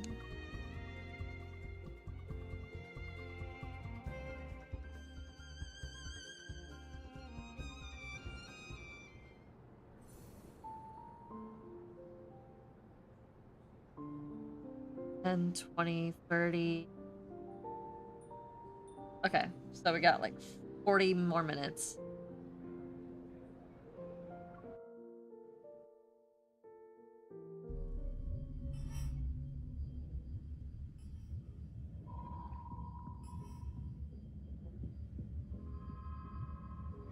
Nebulites tranquilly hang in the air, in the sky, as if they're the eyes of the universe. Faint rays of light spill over shadow of trees that sway in the waves. Like waves. This feels like a protofield. Countless waves of both strong and subtle forces swirl through my heart. I stand in this unfamiliar forest enveloped in the thick fog. This definitely isn't a regular protofield. The energy here is erratic and the fluctuations are violent. Xavier, can you hear me? I call out to him several times, but only the winds rustle the branches and leaves answer me. He was probably dragged into the protofield too. I have to find him quickly. I look up and a meteor streaks across the sky. The leaves behind a trail of fire as it fires past a top of the tall trees. A meteor? Several more follow suit before I can say more. All of them are heading towards one side of the forest. I can't help but follow them. In an instant, the night sky is ablaze with countless rays of light. Meteors pour down like rain. They disperse the fog in darkness, which plague the forest as they fall in the same direction. Are they guiding me? I walk faster, gradually quickening my pace until I break into a sprint. Like me, the meter falls even more intensely and rapidly. It's as if they're urging me to run with all my might. Hey, is that you? This voice. Xavier? Answer me. Where are you? Even though I can clearly hear Xavier's voice, I don't know where it's coming from. Is it in front of me? Or is it echoing from the depths of my heart? Brilliant arch of a light flash before me as the wind's whistles resounds in my ears. My heart surges, overwhelmed by the surrounding chaotic energy. I have a bad feeling. Please stay safe, Xavier. I hope nothing bad happens to you.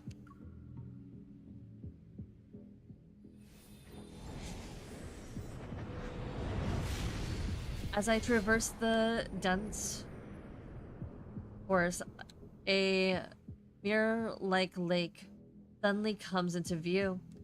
Meters strike down, falling into the expanse where the lake meets the sky. The energy fluctuations get even stronger now. It pulls at my heart to the point where I struggle to breathe.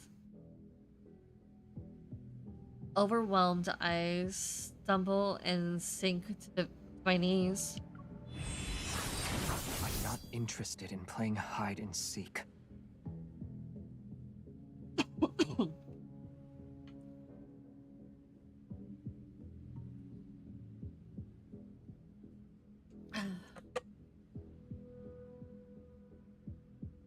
Come out. Xavier?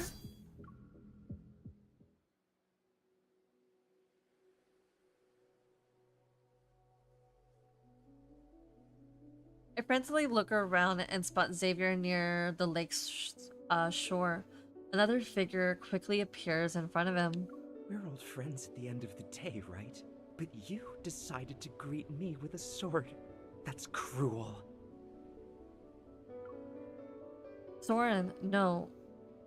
It's just an illusion. Soren adjusts his glasses, and his previous friendly, bashful expression vanishes. You haven't changed even after all these years. You're still afraid of Starfall Forest. As if you're any different. To you, the ends always justify the means. What are you trying to say? You have no right to criticize me! Okay, Mr. Crazy Laugh. Soren's laughter twisted and with rage controlled his features into a unsettling and unrecognizable expression. I used my life's work on you. I did everything I could to help you pass through the deep space tunnel. And what did I get in return? I was abandoned, trampled on, and turned into an outcast in this time and space. Those were the rewards for your choices.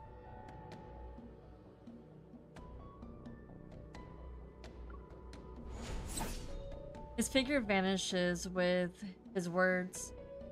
He reappears in front of Soren in the blink of an eye. The tip of his sword, poised to kill. Countless sharp light blades rain down on Soren. Only his panicked voice can be heard within the dazzling spectacle of light. You. Killing an apparition is a waste of time. Then why did you dodge?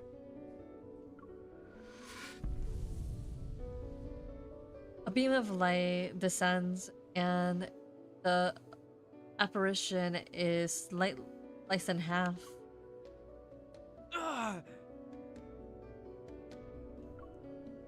It's not just an illusion. Somehow it and his actual body are connected. Struggling, I rush to help Xavier, but I fall again. The energy in the surrounding area have changed. Wait, Xavier's evil is... Xavier's flurry of attacks continue, and there's no room for counterattacks.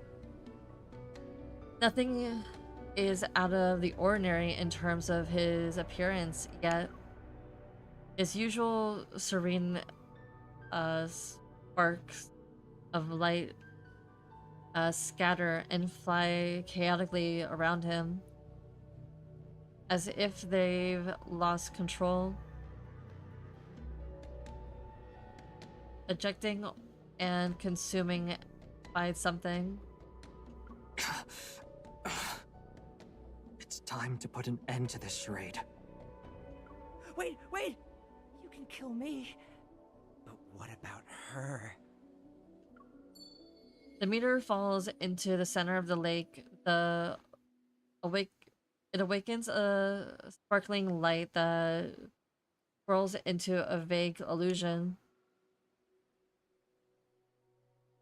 The silhouette wearing a hunter uniform. It's hard to make out, yet it's unremarkably familiar. It's me.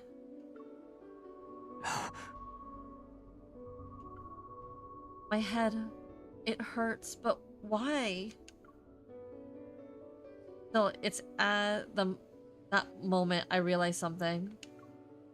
Soren created an illusion to distract Xavier. He's using the lapse in judgment to attack Xavier's mind with his evil. In any other situation, Xavier would have no difficulty dealing with this type of evil, but with the chaotic protofield is along with his power.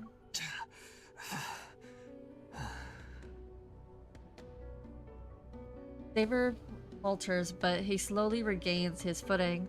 When he raises his head, his unfocused eyes resemble a frozen lake. There's cold and empty. It can't be her. She's not a sacrifice. I will put an end to everything. Xavier, baby, what are we doing? No sacrificing here. Xavier, I'm right here. It's an illusion. Perhaps, weakening Xavier's attack. The bullet might makes the apparition stagger.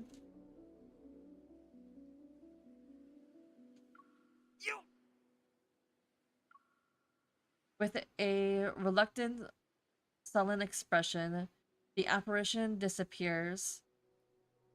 The energy fluctuation also calms down.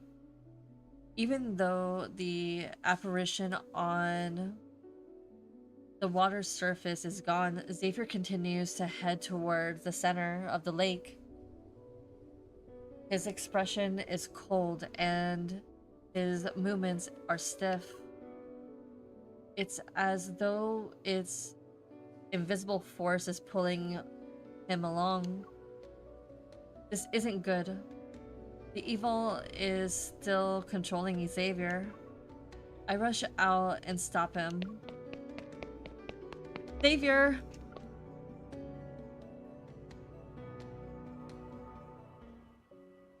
And here's the Kindle. A planet that uses to survive. Oh my god, you can actually see the dead eyes. Doesn't deserve to be saved.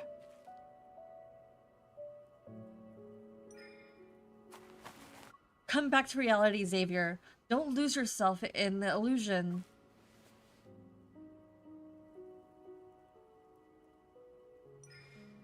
Look, I'm right here.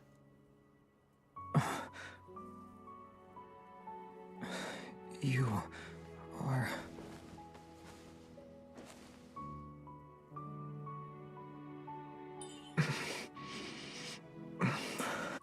What's wrong? Are you hurt? You can't stay here. Run. Otherwise, you'll... as well. His powers is fading. Is this face trying to consume him?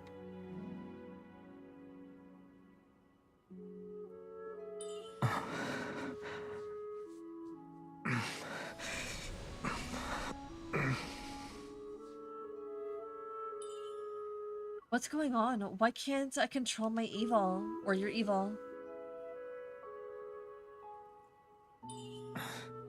It's okay.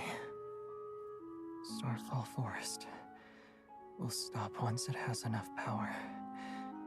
It will... I didn't protect you before. At least, it chose me this time. Enough power in that case. The ether core power shouldn't be satisfied. The ether core's power should satisfy it.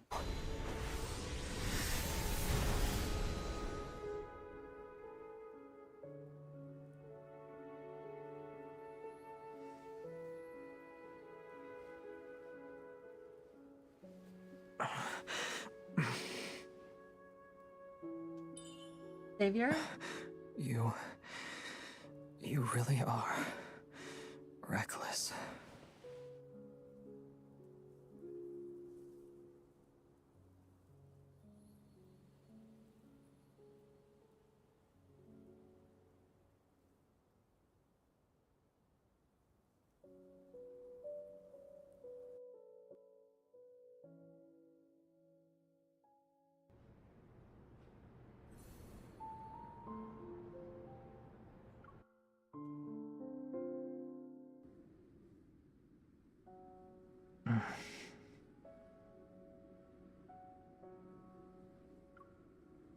Do you recognize me, Xavier? Hey. Are you okay? Don't move. I apply medicine to the wound on his forearm, on his arm, but he abruptly pulls away. I almost drop the bandage.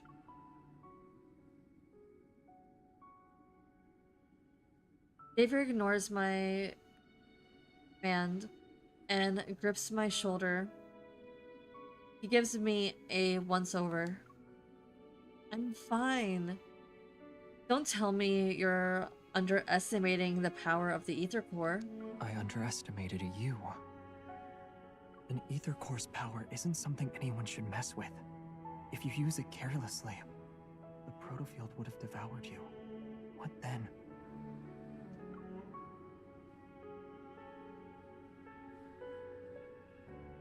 I couldn't just stand there and watch you get consumed. Saving you took priority. You didn't answer the question. What will happen then? His hands grip my shoulder more tightly. I glance at Xavier's pursed lips and at his tense arm. Xavier, are you mad?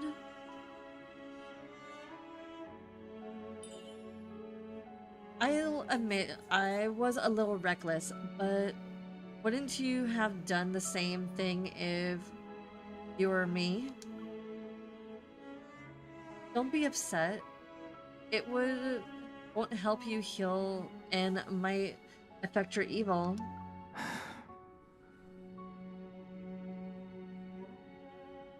You always have so many reasons, but you never listen to me. I will next time. I poke his face again and again until he realizes reveals a helpless smile. He takes the bandage beside him, quickly wrap it around his arm a couple of times, and then stands up. The energy fluctuations around us have only temporarily subsided. They could spike again at any moment. And Soren is adding fuel to the fire. We need to get out of here before he makes his next move. While you were still unconscious, I used my evil to scout the area. The protofield does more than just devour power. I can't find its boundaries at all. It's like a space where if you shout, there won't be an echo. Don't worry. After getting his bearings, Xavier leads me deeper into the forest.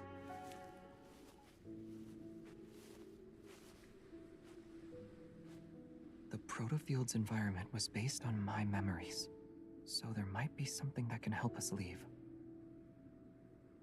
I never heard a wanderer that could invade and read memories before. Or does this wanderer connection with the ether core make it different? There's also the possibility that Soren made some modifications to it. After a brief silence, I carefully choose my words before speaking. Soren, he used to be your ally, right? It was a long, long time ago. The light blades slices through several overgrown branches and clears a path. It dissipates into shimmering sparks of light. He changed his appearance and hid his evil. He needs to hide his secrets and also be in a position to strike me down if needed. I immediately remember the preliminary careless moment I faced with Xavier.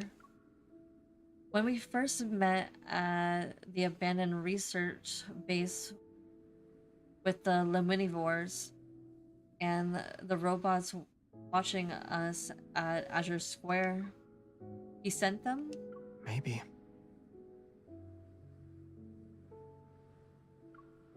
Xavier holds out a small light as if sensing something. He releases it and lets out a dry laugh. This forest. It's a trap clearly designed for me. This can only be his doing. He really seems to know you well, but he also hurt me, or hates me. Recalling the conversation I heard, I hesitate for a second. Did something happen in this forest? Is that why you're afraid of it?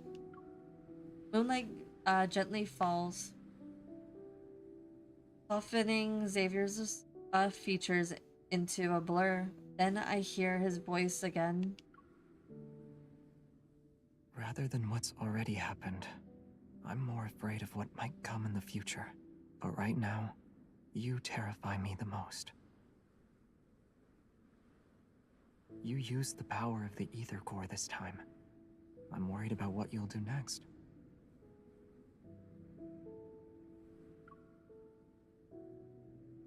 What I've done can't be compared to your action.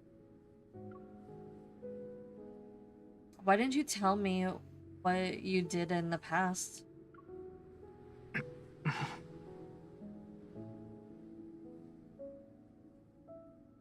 We're here.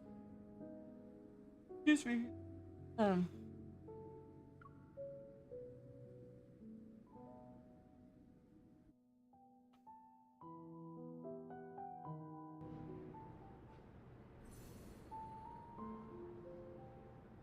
Got 2 more chapters to go, or 3 if we're counting this as a battle.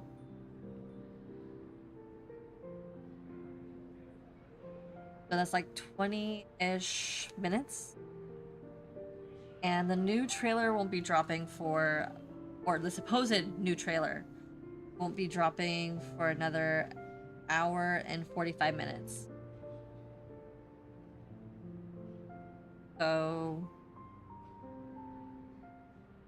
I think we're gonna actually be reading Raphael's new card that I got, or that we all got. It was a 10 days with you.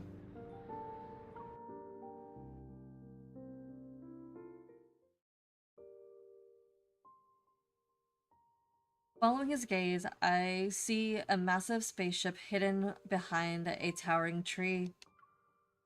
Unlike the wreckage I saw in the N109 zone, sorry, wrong place.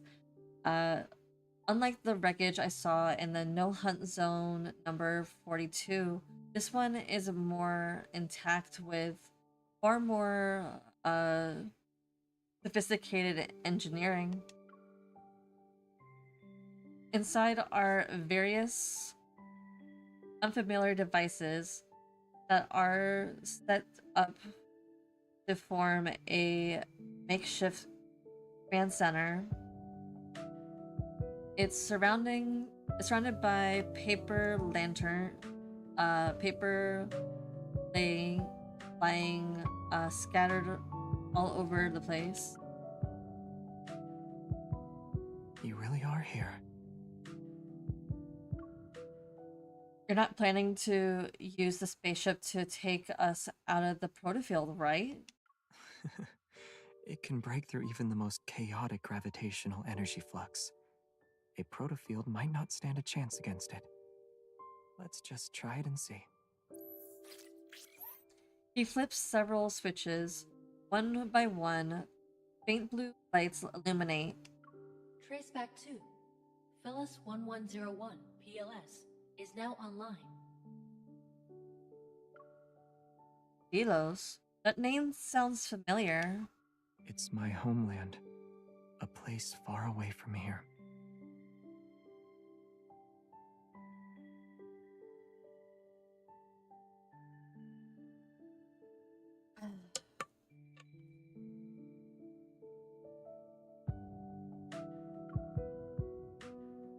I silently repeat the name to myself and feel a strange sensation as it resounds in the depths of my heart. I pick up the paper next to him. A massive handwriting and symbols like they're from another universe. Backtracker logbook. Uh, spa-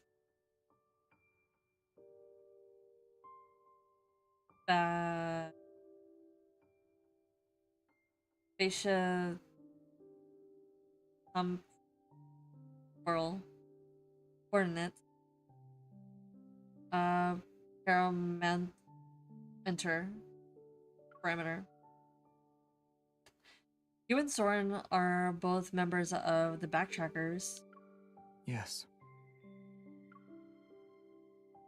The image of the spaceship slowly loads into the floating holographic screen. He scans the complex data line and by line. Even though we called it a small group, there were quite a lot of us at one point. But after all this time, only a few of us remain. Basic spaceship inspection complete. Please enter your password and verify your identity. Xavier doesn't respond and continues pressing certain buttons on the panel. Then he places his hand on the side of the screen. Your identity has been verified. It's been a long time, Captain. Prepare for departure. Understood. Commencing pre-flight checks. Aren't you going to ask me more questions? Hmm? You must have many more questions. I won't hide anything. Just ask. I don't have a lot. No, I do have a lot. Who were the Backtrackers? Why did they come to this world? And where did this spaceship come from? However, you said everyone has secrets and motives. At the very least, I know you're not my enemy. That's all the assurance I need. Besides, now's not the last time to long stories.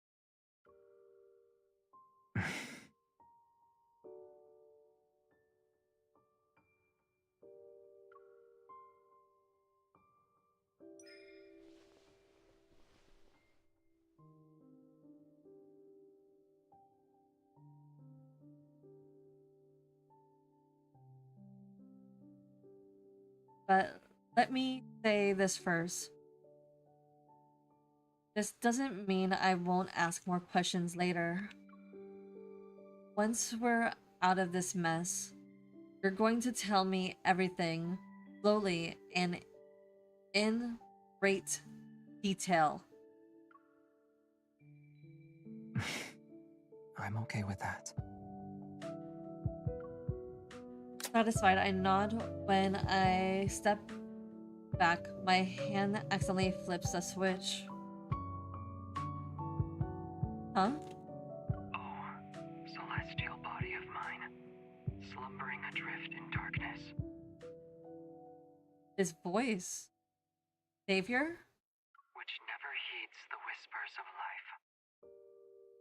Savior, that's you, right? Or isn't it? A pair of hands cover my ears before the words can finish. It's not me. Really? No. Then why can't I listen to it?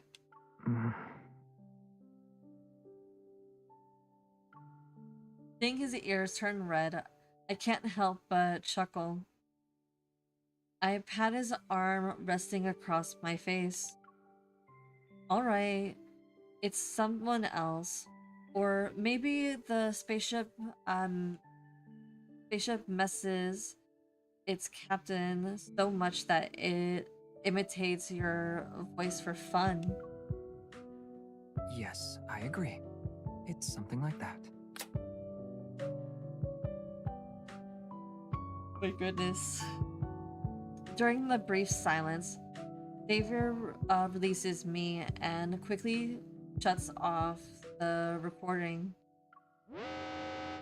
I'm about to tease him again when an alarm makes us tense. Protocore energy is low. Unable to start. Please refill the protocore energy cells to ensure a successful journey. While the red warning light flashes, the sharp ping shoots through my chest.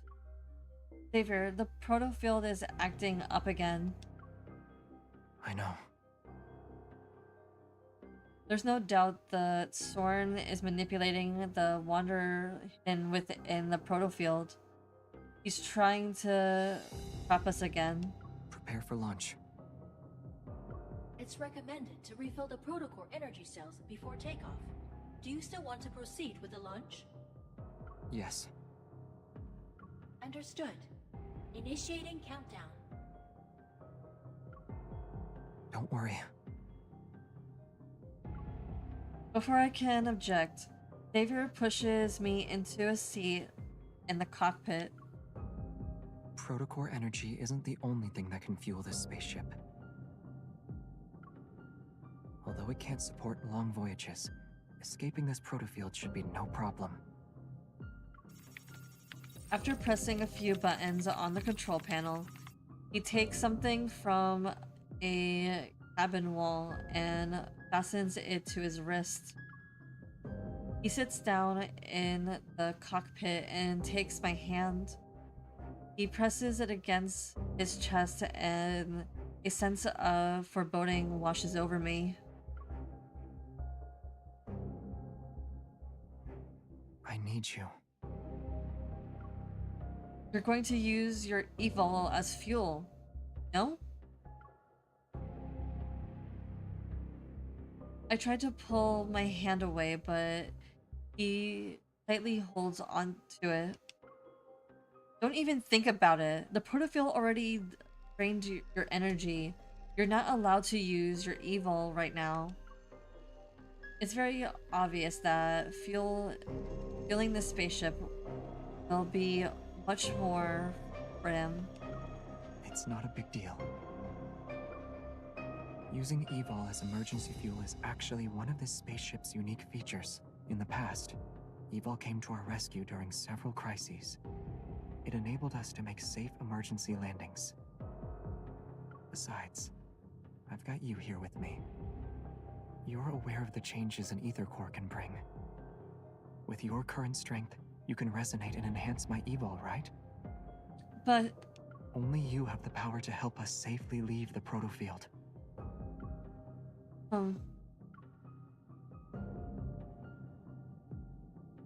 Trust me.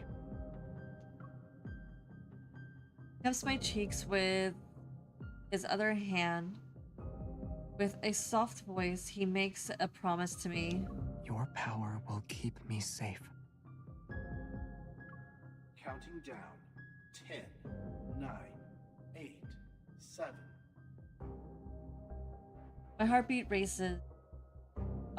Whether it's because of our current circumstances or the initiating and intensifying energy fluctuations, the pain in my chest grow sharper.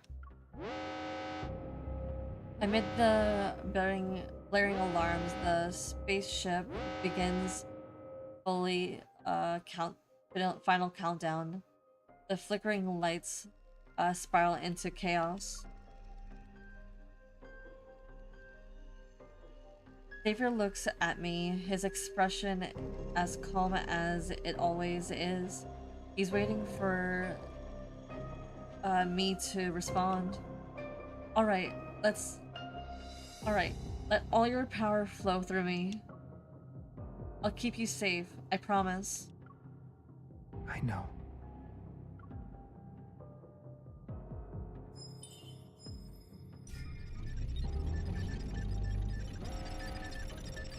Violent tremors and senses of weightlessness engulf us. After countless voyages through the boundaries of space, the spaceship plunges into the unknown once more. Chaotic energy crashes into the spaceship. The air current intensely tears apart the scenery outside the porthole. I hear a high-pitched whistle. As chaos envelops my vision, only one warm force stays tightly connected with me. It flows steadily from my hand and gradually covers the world in a dazzling light. It overwhelms my senses. But then, weird, it feels like something is suppressing Xavier's light, his evil, preventing a complete resonance. Keep going. Xavier tightly presses his hand against my chest. Even in the blinding light, his gaze stays calm and gentle.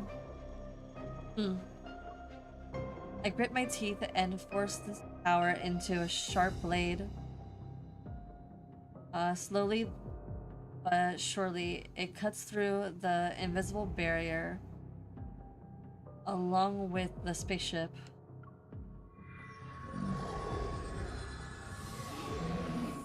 Space itself is ripping open, which creates tremendous energy fluctuations and tremors. In the distance, a massive shadow looms. At last, we forced it to show its true form. Get ready. It's time to deal the finishing blow.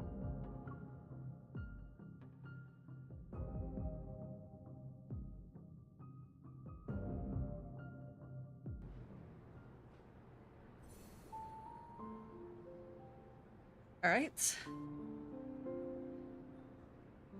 Time to fight.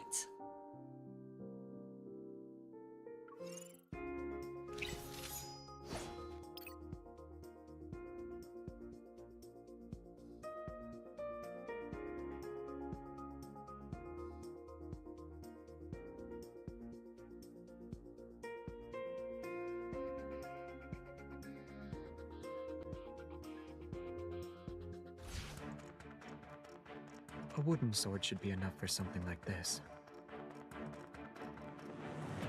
Are we doing this?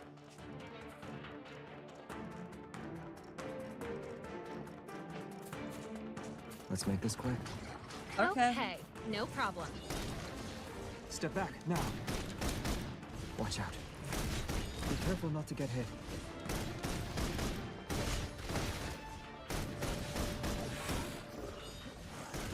I'll forge a new sword with your blade. Don't rush. Keep up the momentum. I'll show you. It's time. The enemies are weak. Now's our chance. Pay attention to its moves. All right, those are toxic. Watch out. It's getting back up. It's time. Here we go. I'll show you. End it. It's time.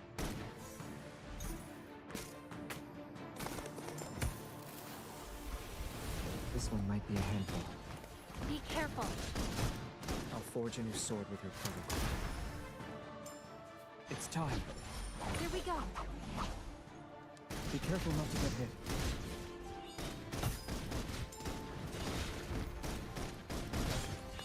Xavier!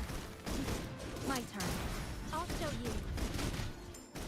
Are you okay? Defense is kind of an offense too, right? Become one with your sword and... I'll show you. Not even a scratch. Do you remember the techniques? The enemies are weak. Now's our chance. My turn. Be careful not to get hit. Watch out, it's getting back up. You won't escape. Come to me. Stay on your toes. Do you remember the techniques from our swordsmanship class? Of course. Time to test them out. We did it! There we go. We beat it! Woohoo! Ugh. I used to be better at this. But tis fine. It's fine.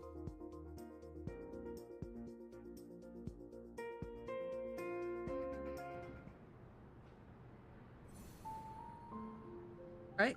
To the last chapter.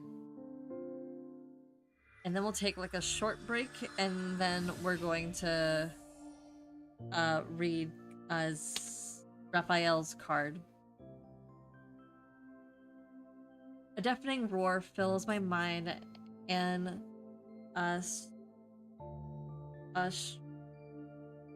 strips away my senses. Suddenly, it's as if a rift splits the space. It urges us into a burst of gentle light and fresh air. After several long seconds, the discomfort fades. I slowly open my eyes. Everything comes into focus, and there it is, the RMFMA, standing serenely just a couple of meters away. We're back in the research center. My senses return to my body, and I stumble to my feet and frantically search for Xavier. You're struggling to find me, huh? Familiar voice calls out from behind. I turn and see Xavier leaning against a nearby wall. A bright red light at his neck flickering a few times before settling down under my weary gaze. That light flashing, and you still want to crack a joke? I'm fine. Just a little tired. He opens his palm and hands me the ether core fragment. It's glowing a soft green. For its sake, sit with me for a bit.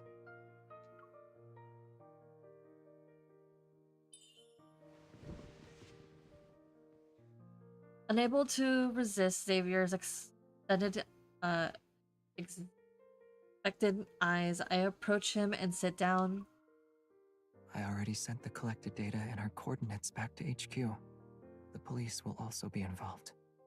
They'll be here within 15 minutes.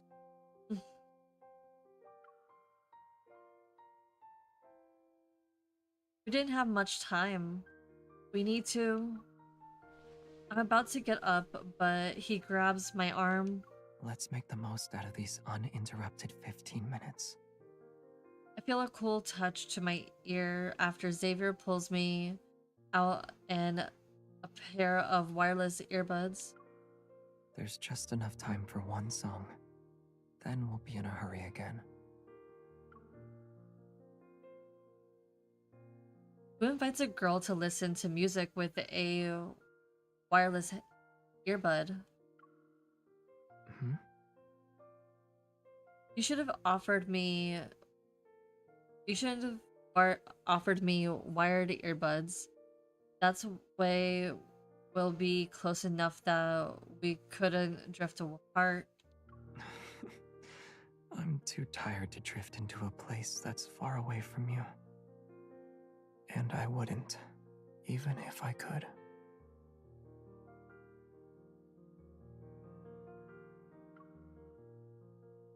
Outside the skylight, another morning dawns.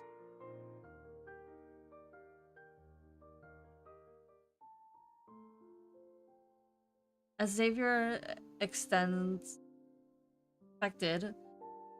Updating the intel and what happened on campus is as tough as tracking down a wanderer.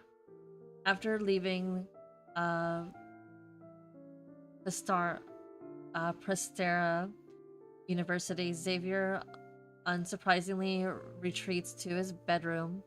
Meanwhile, I return to the association with the ether core fragment.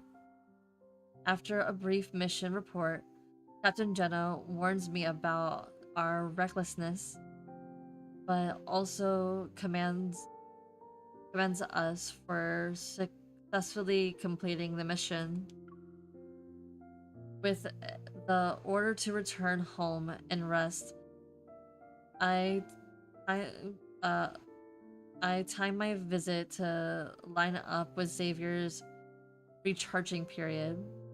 I bring supplies to the 6th floor. After several rings, Xavier finally opens the door. His hair is all tousled.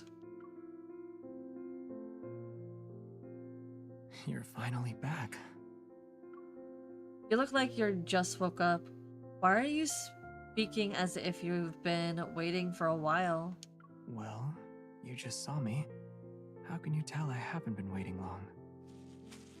He effortlessly reached behind me and takes the picnic plastic bag. It felt like forever.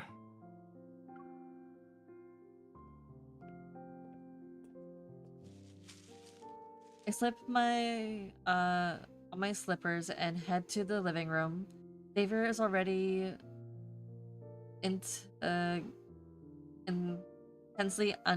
unpacking the bag full of food next to the coffee table.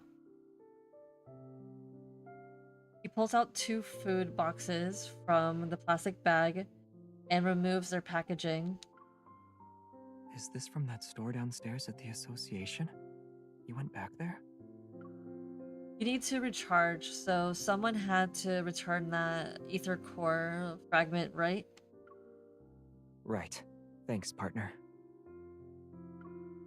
Oh, Captain Jenna wants me to reply a message to you. What is it? With massive potatoes still in his mouth, Xavier looks up while a spoon is held between his lips. It's a warning. She said if you deliberately put her team member in danger again, she won't let you off the hook. Got it. I'll remind her about settling the other 5 verbal warnings she gave me.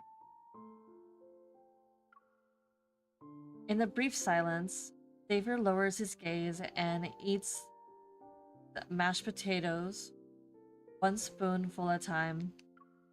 Did Prestara University say anything?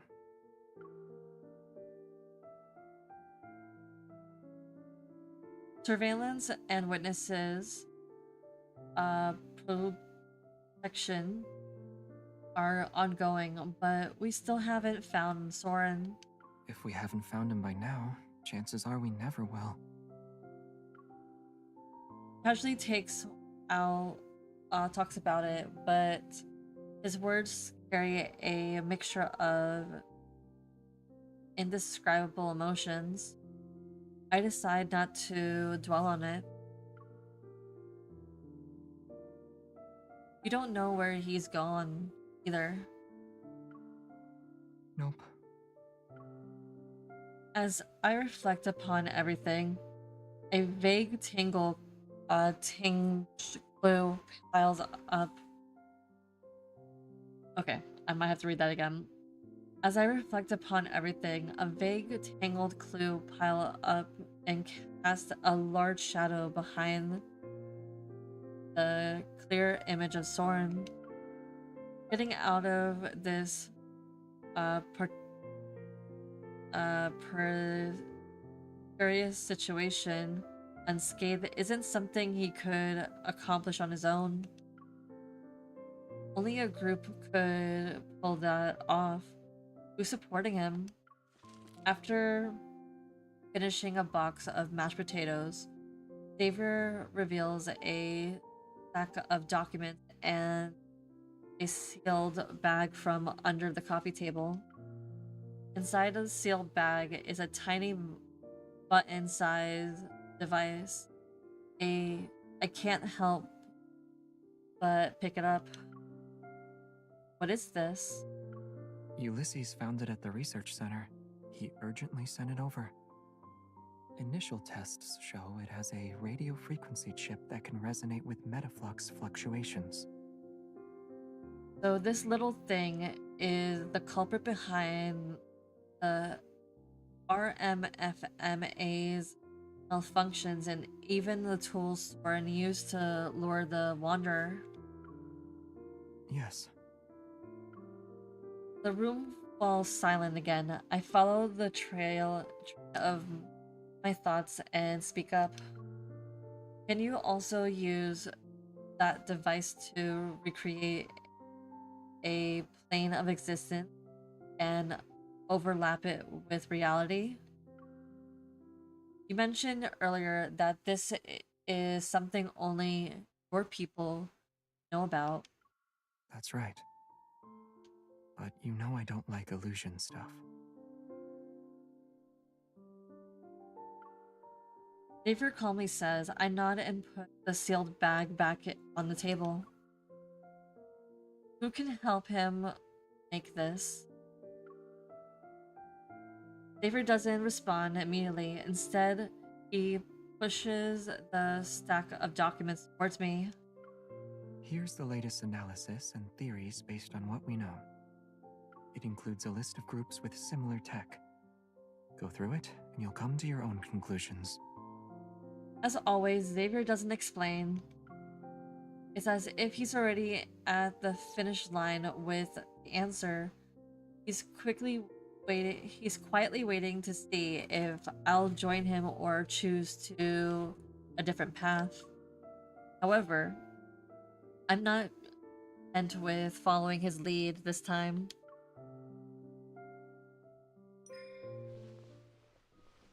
I place my hand over his and stop the documents he's pushing towards me in their tracks. I'll read this later. Xavier, I'd rather trust what you have to say right now. After a brief pause, Xavier purses his lips and finally meets my intense gaze. It's Ever. Ever? Some of the backtrackers are also involved. They know everything you know, and they've had their eyes on you for some time, right? Yes. That makes them our common enemy then. Outside, the leaves rustle as the wind slips in through the gap in the window. The curtains flutter. My shadow merges with Xavier, and I feel like the impenetrable door in his heart has opened slightly. This time, we're finally standing on the same side.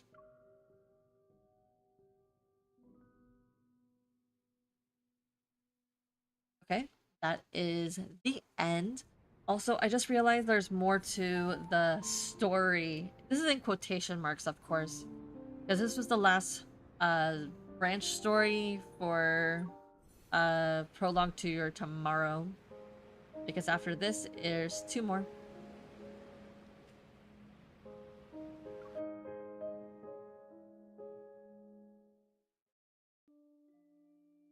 After several ether core fragments were retrieved, Special Operations shifts its focus into Ever. Their involvement is even more recent. Their involvement in every recent ether core incident was far too frequent to be mere coincidences. This business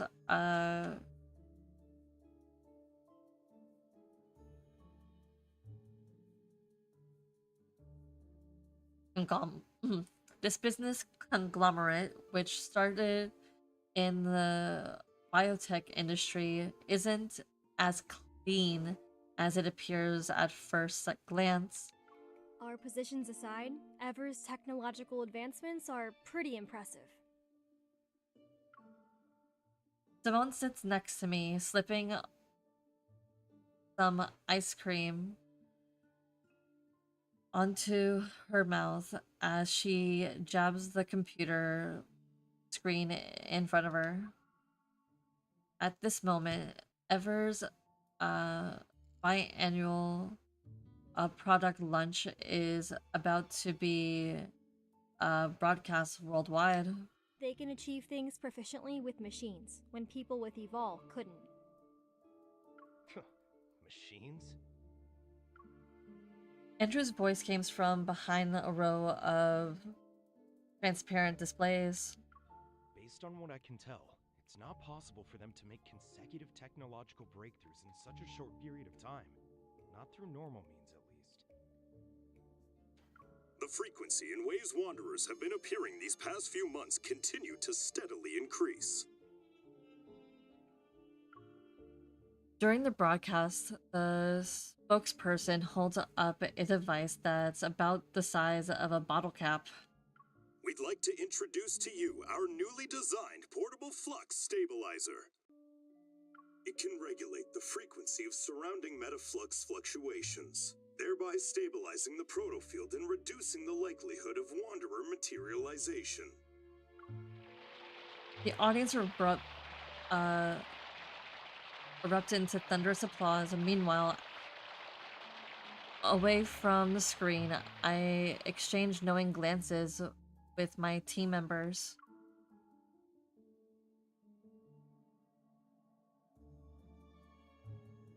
They're not doing this out of the kindness of their heart.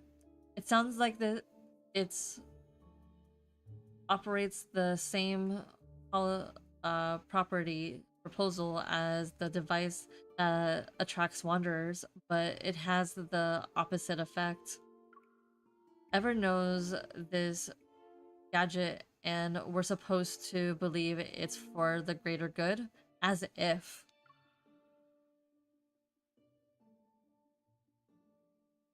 They aren't doing this out of the kindness of their hearts. Simone frowns at the screen. This is nothing but a blatant provocation. We barely had time to suspect something was off before they brought out this product launch. Yeah. They're being brazen about it too. It's like they're daring us to keep investigating with what we know so far. That's unlikely to happen. Jenna, what happens to your voice? As soon as Simone and I hear Captain Jenna's voice coming from the entrance, we stand up behind the screen, and Andrew nods at Jenna. Captain. Captain. The fact that they're hosting a high-profile product launch means they've already covered their tracks. They wouldn't take this risk if there were a possibility of us finding incriminating evidence. Jenna walks over to the command desk and places a thick folder on it. The three of us gather around it. The analysis report for the previous fragments has just come out. Let's take a look.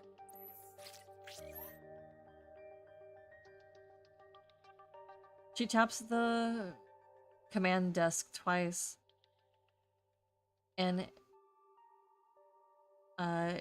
irregular spherical structure appears before us.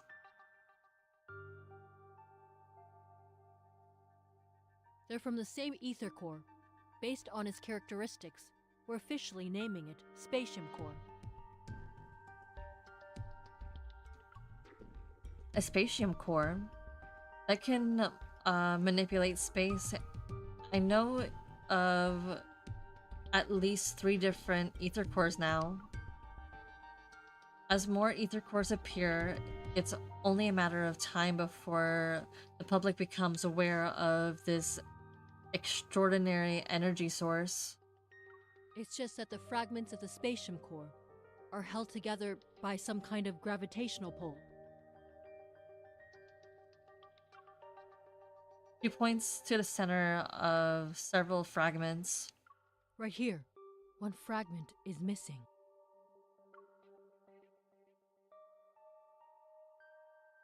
Jenna leans forward, looking at us again.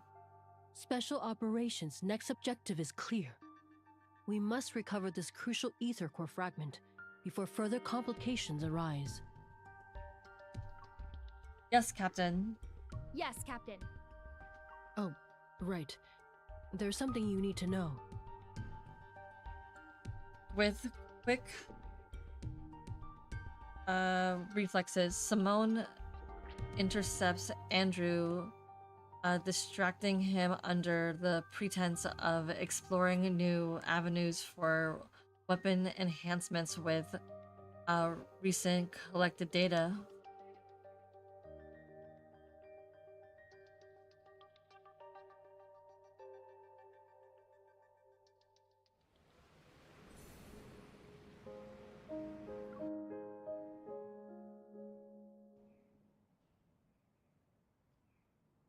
When only we remain in the meeting room, Jenna pauses before activating her watch. There's more. I couldn't talk about it during the meeting. It's something you need to know. A message is transmitted to my watch. My watch at her gesture. The word "ever secret investigation report" floats in front of me. A line in there involves what happened at your house that day.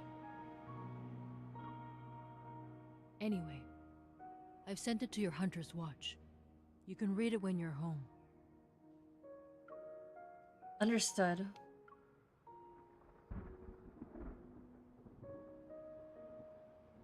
Thick clouds swallow up the remaining patches of sky. It's dark now, and the wind swells away sweeps away the last remnants of sunset. All that remains is a bleak white. The weather forecast said there will be heavy rain. At some point, the streets have become quiet. It's as if people sense an approaching storm and are now hiding. I can see lightning in the distance as it flashes under the clouds. Thunder roar closer again. I should go home. As I am about to move, a sound presses against my heart like a string, sending a shiver down my spine.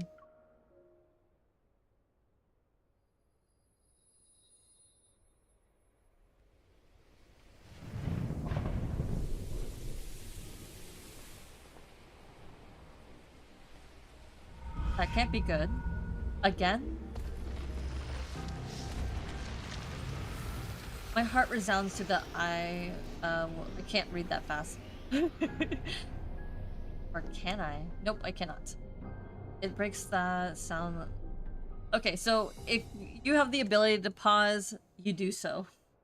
I couldn't read that fast. And there's no pause button. Okay, so we got like an hour. We got an hour before something happens. Or we're supposed to be receiving some sort of info.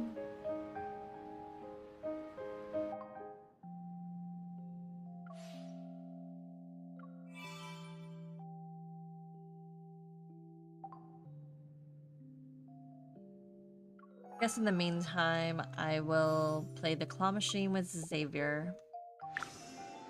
I know there's a balance game that we have to do.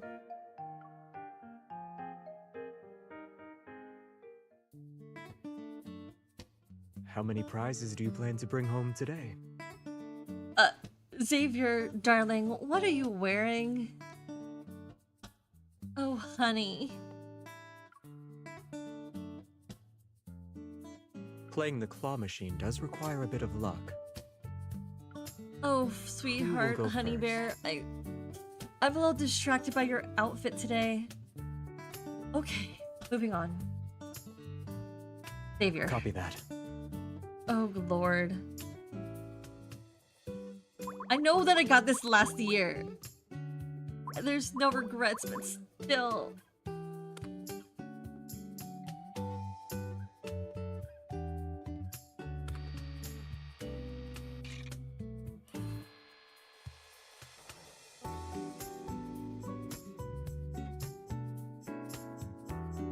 Oh.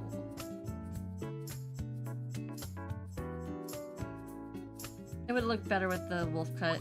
The thing is, I don't know if he's actually dressed like this on the main screen or this is just a fluke, because this sometimes happens. Like they're dressed like this during the claw machine, but they dress completely different on the home screen.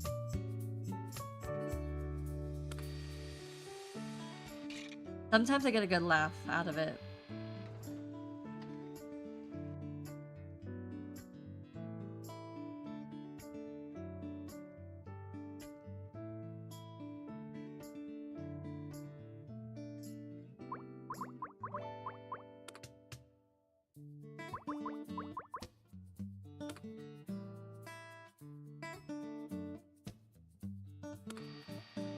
On. Yes, we did it.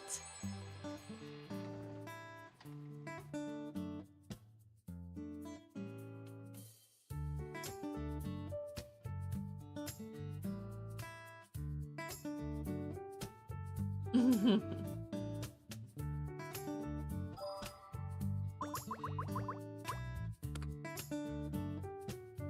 you tell I don't play the claw machine very often? Oh, it's the new prize! Get it for me, please, Xavier. Please, please, please, please, please, please. At this rate, we're not getting it. Come on, come on, come on, come on, come on.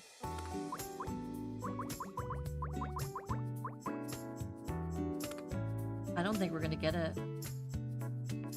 Not unless he knocks it over.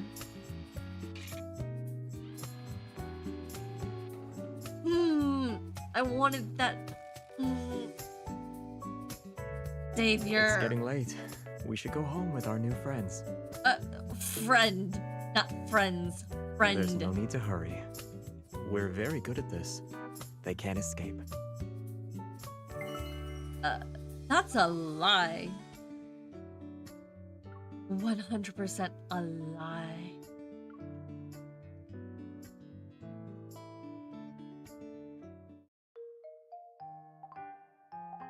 I give up. I give up. Anyway, and since we still have some, like, things to do.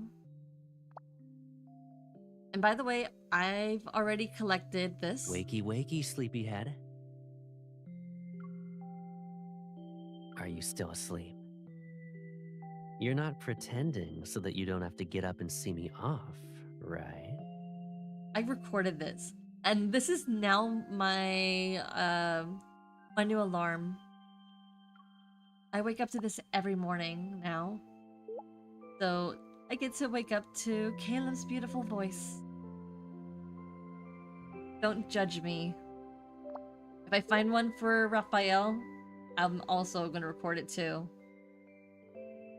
Hell, I'll even do the same for all the guys if there was a message that says good morning or time to wake up. But I gotta get through all these messages before, Oh, there we go. The spring thing.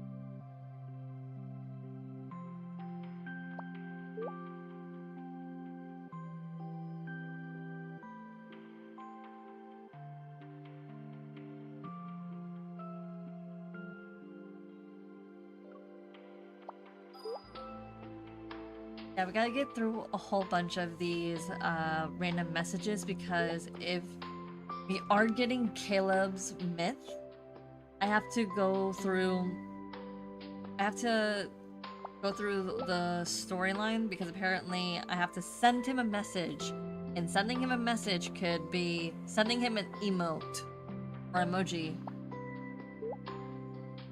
and that's it. Nothing that has to do with anything else.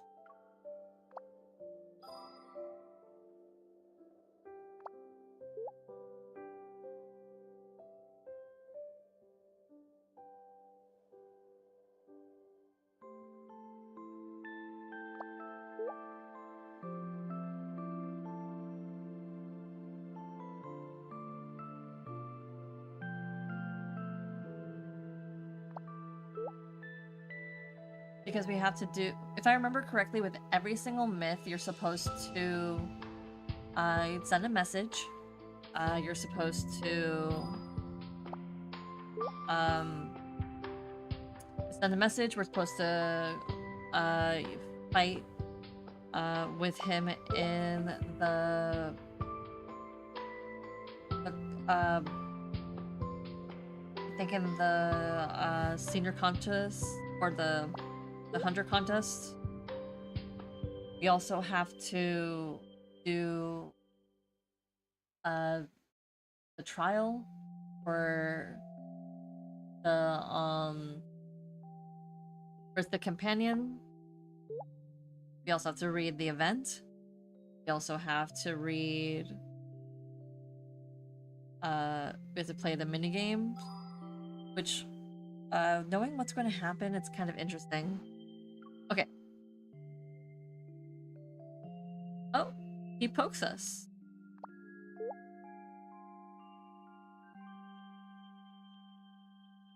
I knew something like this was going to continue. But you have no idea how backed up I am.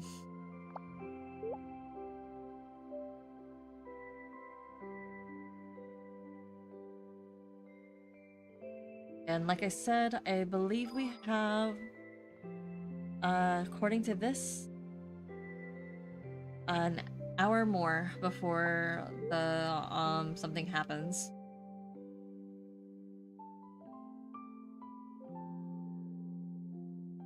I should probably put a timer on. Yeah, I'm gonna put a timer on. It will take no longer than 2 seconds.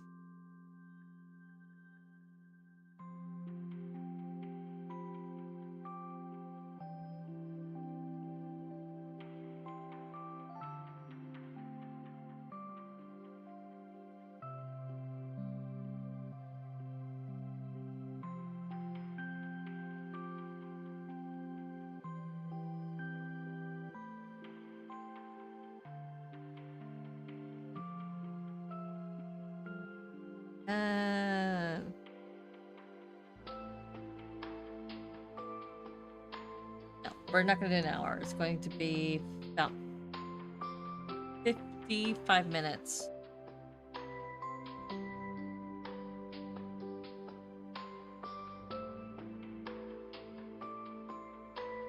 Because knowing this, it's going to take about 5 minutes for it to load.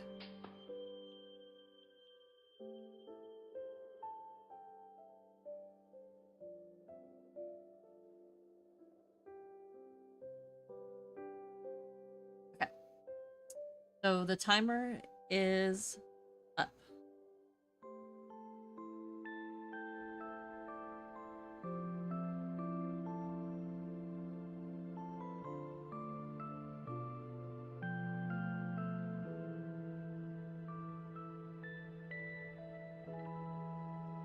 And just so you guys can see it, I'm gonna put it right here.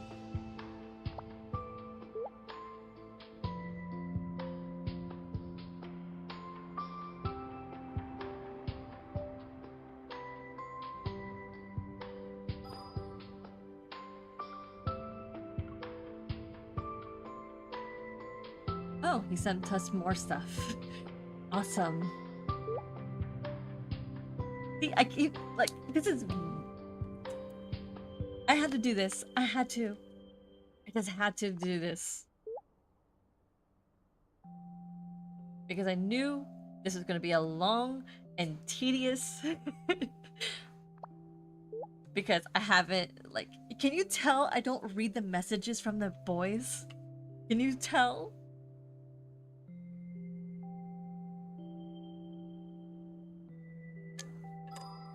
Okay, are we done? Is this it? Are we all Gucci? Something was up. I knew it. I knew it.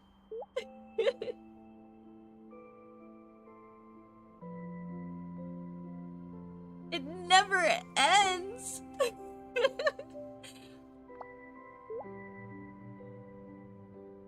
I knew something like this was gonna happen. Like, this will never end.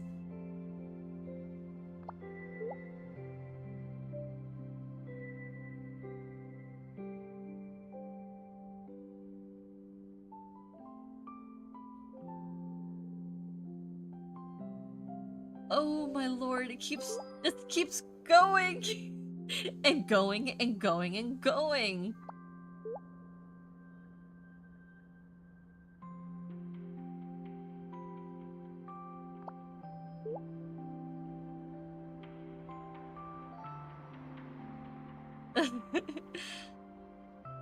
It just keeps going.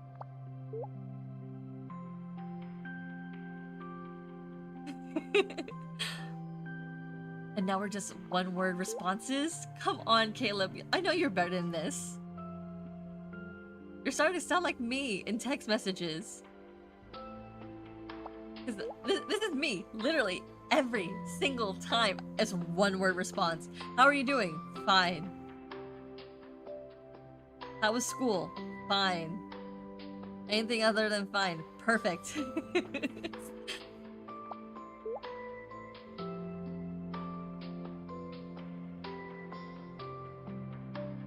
This is pretty bad. Are we done? Is that it? I'm gonna say goodnight to Caleb. Buenos noches.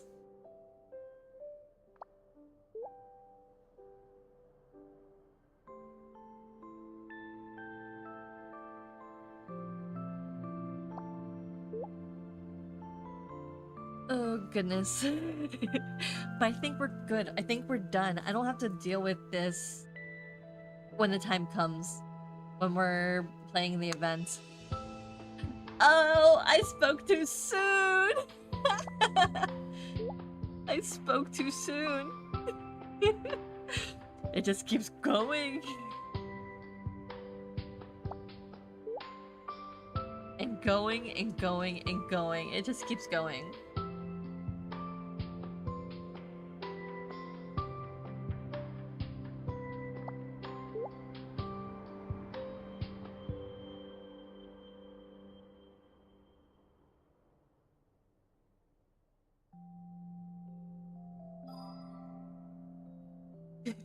It keeps going.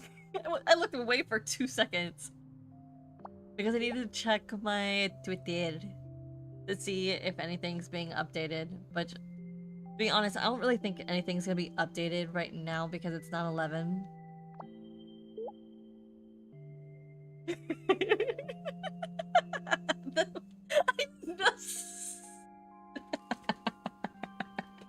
Yes, I've neglected our poor puppy.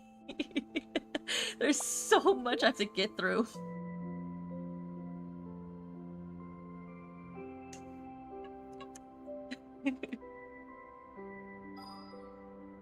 It just keeps going. Oh, we got a new message. Damn it. Oh man, I gotta stop here because I need to record this this piece. Return home safe and sound, Caleb. Okay. Return home safe and sound, Caleb. Return home safe and sound, Caleb. Return home safe and sound, Caleb. Damn, I'm gonna have to stop after this. I can't continue, or else I lose this.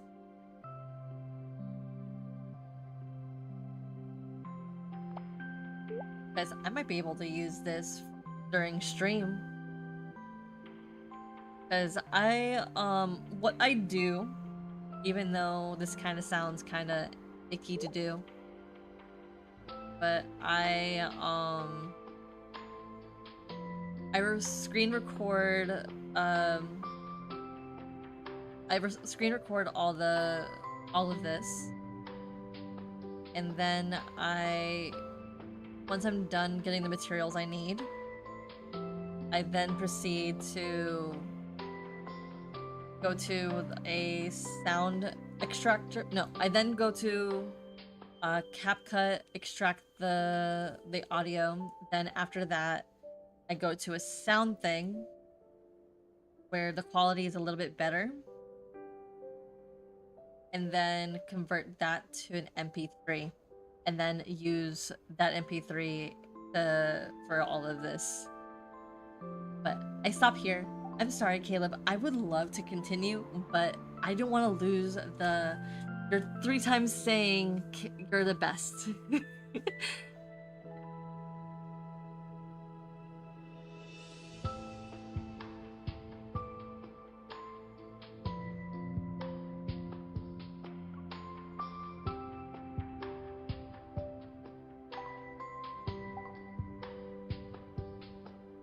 Reminds me, what level am I at when it comes to you? Okay, I'm at 74.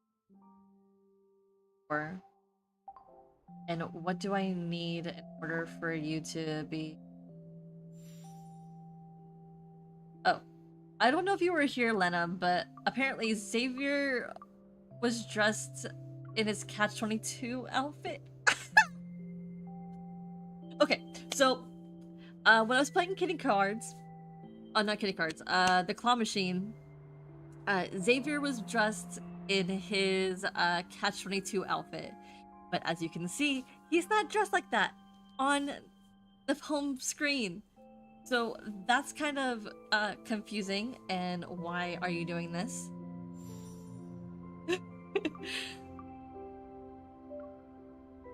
I love that glitch, not gonna lie.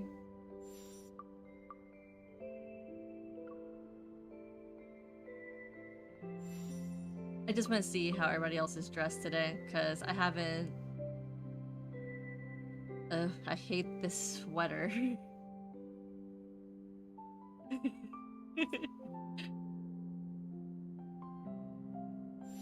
I mean, it's kinky.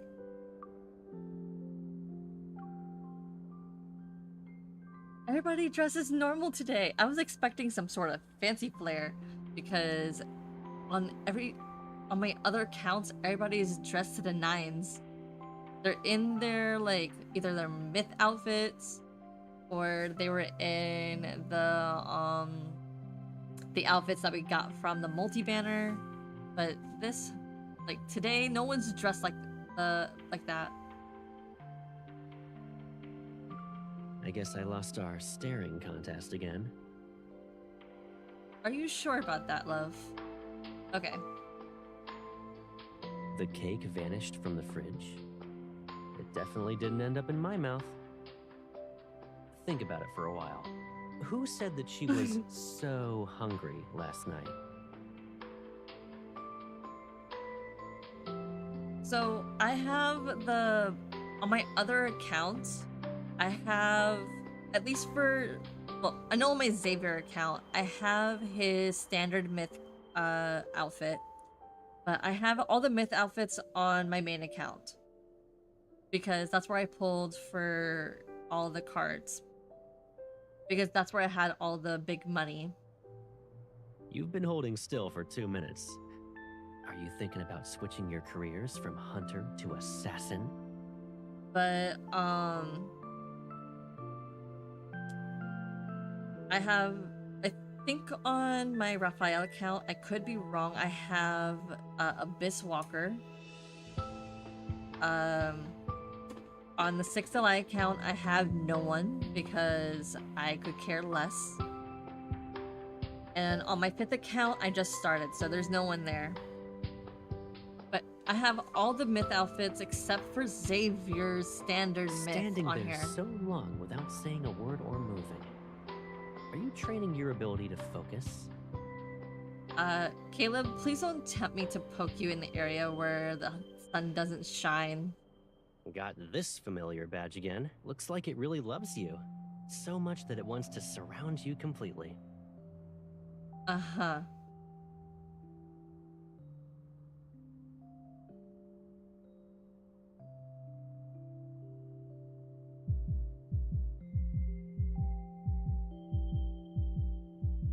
Okay, so no, don't climb down. Come back up.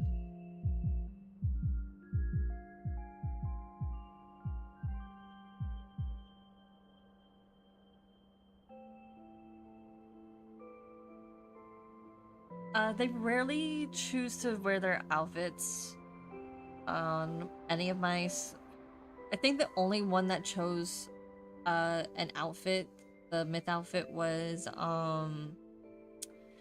Raphael. Because I have Raphael's standard myth on this account. He chose it once, and I've only seen it once.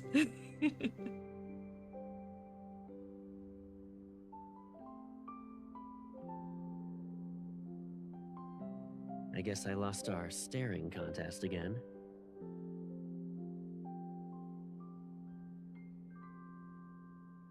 Damn, we have like 42 minutes left. And I don't think I have a short card to read.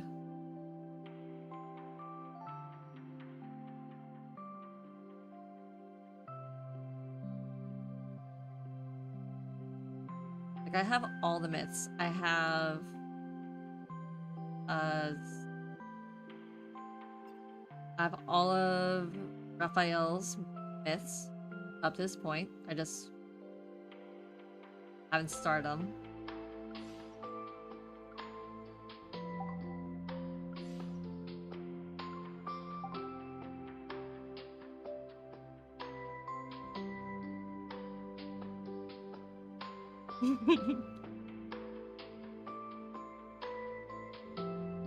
I know, I buy all these outfits. Like, if I literally show you their closet, they always choose the same outfits, and it pisses me off.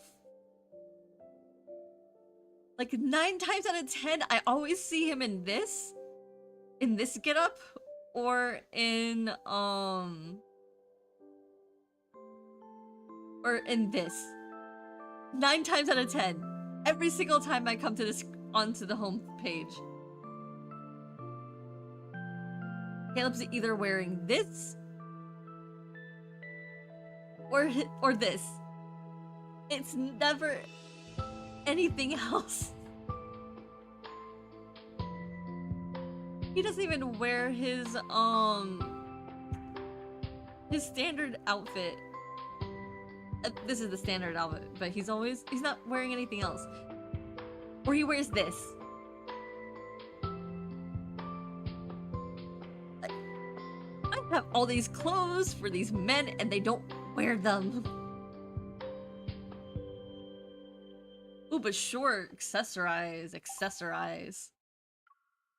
Amber sunglasses not only block UV rays more effectively, they also help prevent eye strain. If you're shopping for sunglasses, you could take me along. I know a thing or two about them. Uh-huh. And when it comes to Silas's, like, attire... Dude, like, I hate that sweater. You have so many other outfits. Oh, the damn scarf. I know. I'm waiting for them to release collars. I'm waiting. And I say that's a joke, but I'm starting to think they're actually going to give us collars in the future as neckwear.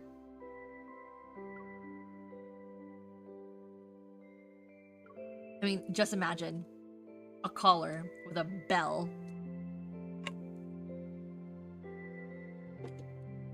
And if they do release it, I'm gonna be putting it on Caleb every single time. He could be wearing a normal outfit and I just ploop, put a collar on him. Him and Silas.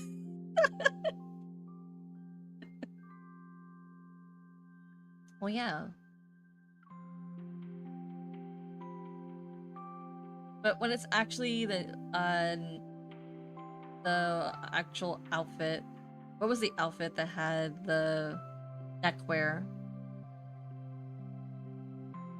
Because I don't own it.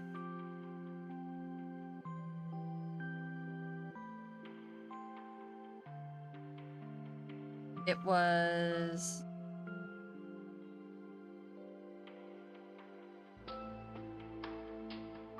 Wait, is that an outfit that we can get? Yeah, it's this one. I'm not paying for diamonds for this.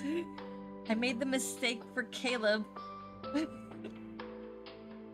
I made that mistake when I got the arm.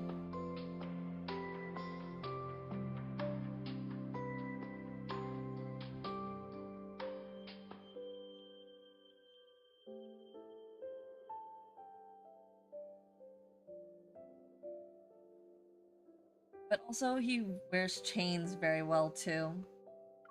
There's also his Catch-22 outfit as well.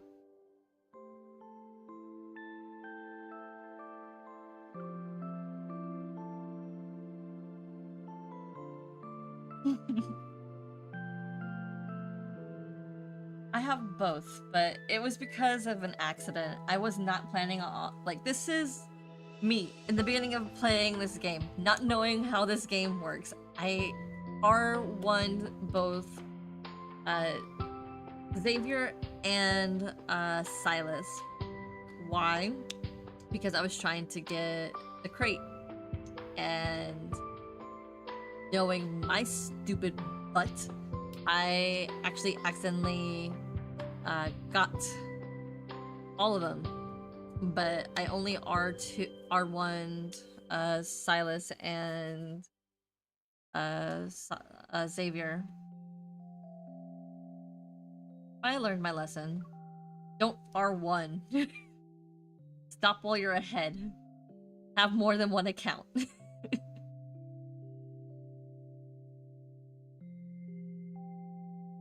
You're wearing this. I hate that other jacket. The show is over, but the dance that belongs to us can begin whenever you want. Oh.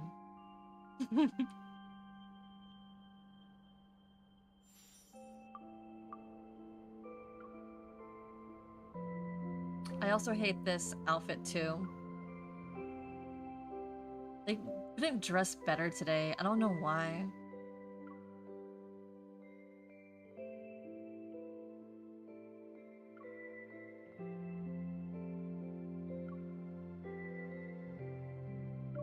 Well, I know what? We're gonna turn Raphael into a delinquent. I need to find his...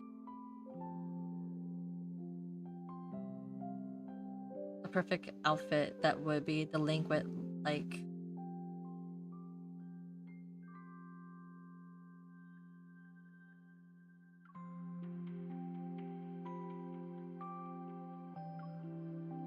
Perfect. Thomas just called. He agreed with me, so I don't have to attend the event. But on one condition, I still have to finish my painting on time, even with one eye. Oh, it's because you got a boo-boo.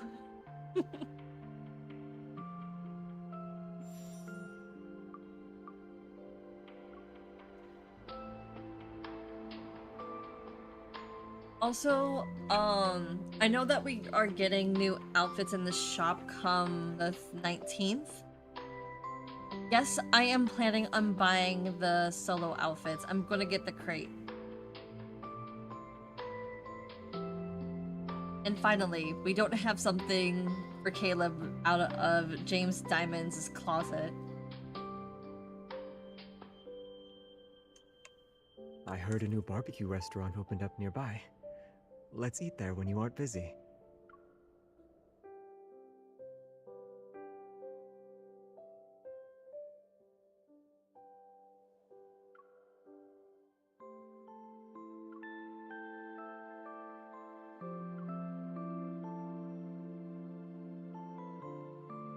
Right?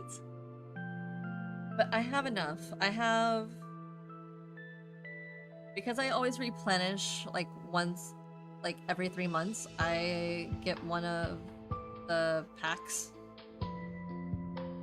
It's okay.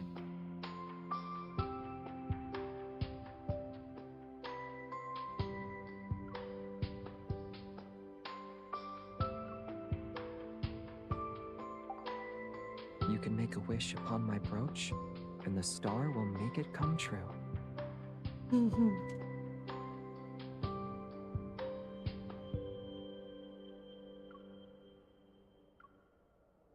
Mind if you borrow my hand?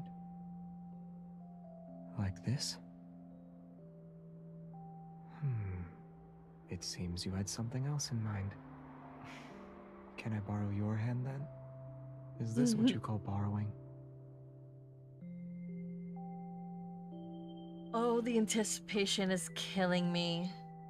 And we're only like 30 minutes out.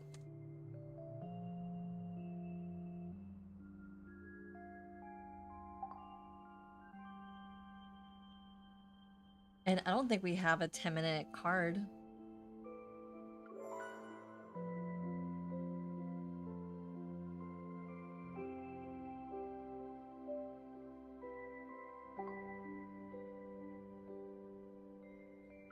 Alright, let's hang out in the home feature for a bit.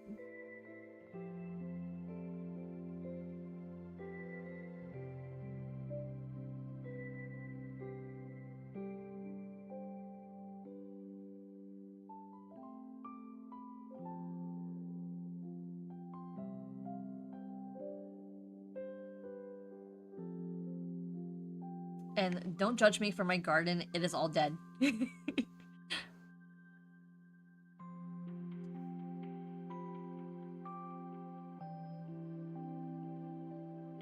I don't go into the home feature. As much as everybody likes it and raves about it, I don't like it that much.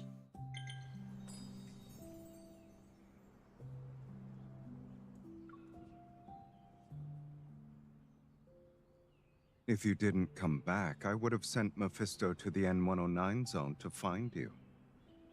Oh.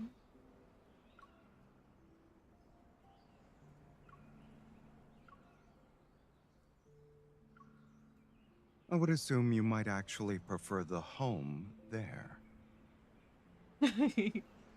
I'm sorry, Silas. But if you really like its aesthetics, I can recreate them here for you.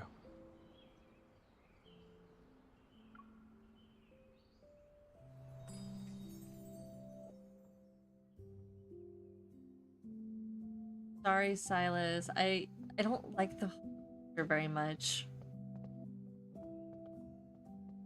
Oh, my flowers are dead.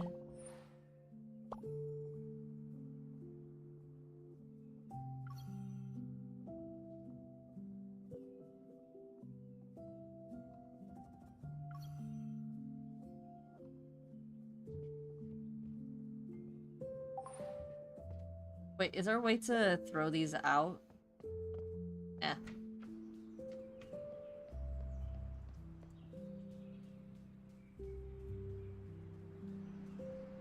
Change the camera angle so I can know where I'm going.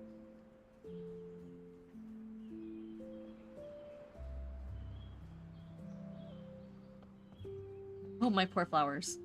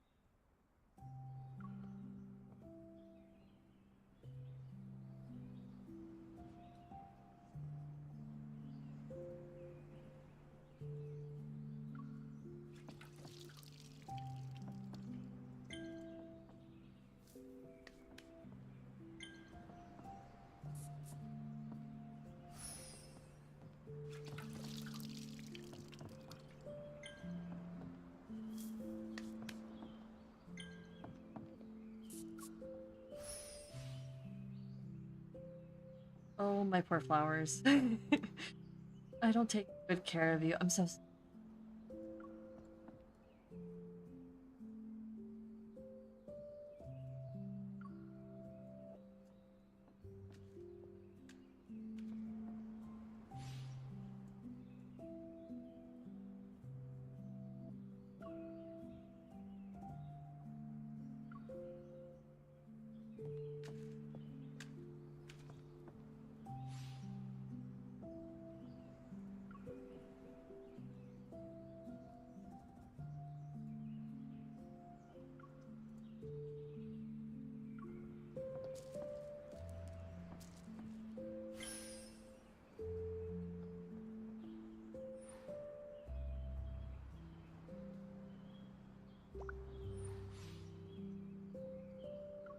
that's not what I wanted to do.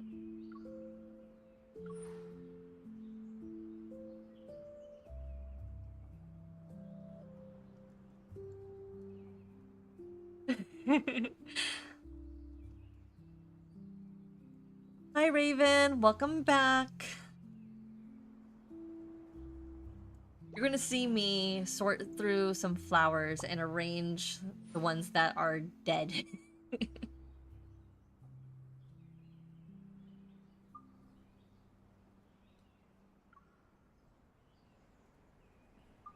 Because as you can see, I am not a good flower mom.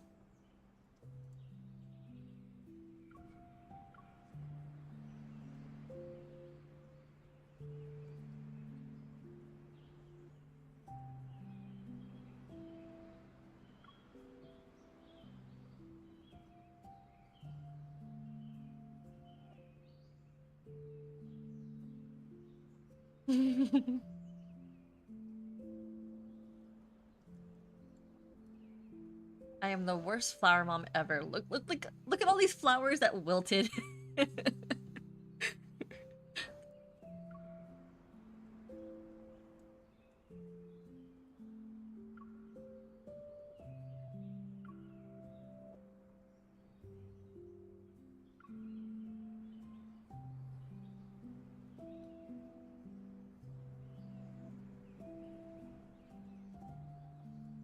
All right, that's as good as it's gonna get.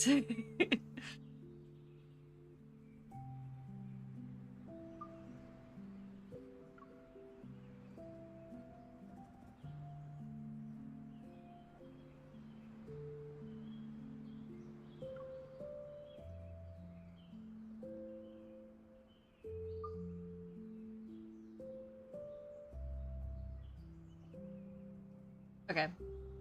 I'm gonna let him also arrange something. Let him help.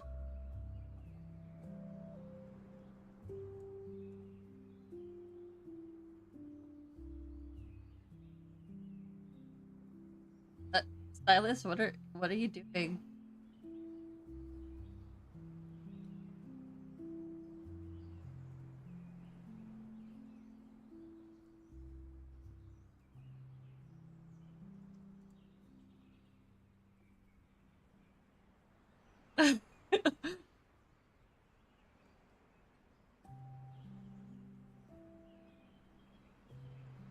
Stunning.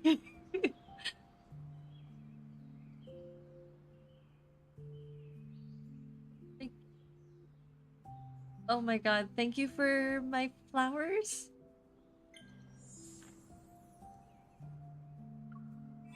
I don't even know. I don't even want to name it anymore.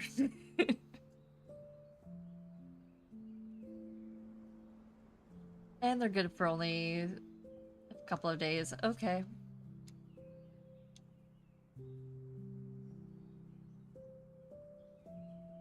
Okay.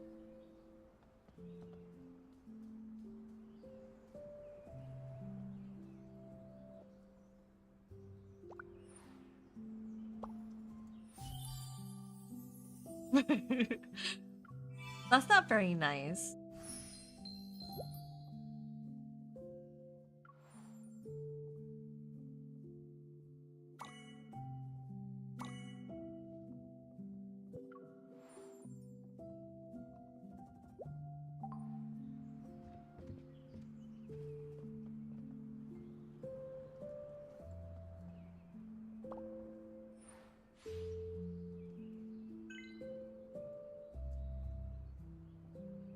Okay.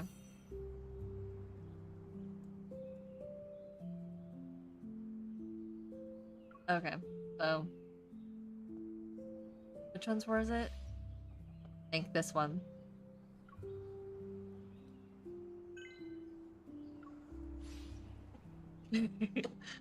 I sing and you play. Oh, It'd be a okay. waste if no one heard us. Okay, if that's what we're gotta do, so excuse me while I try playing a song.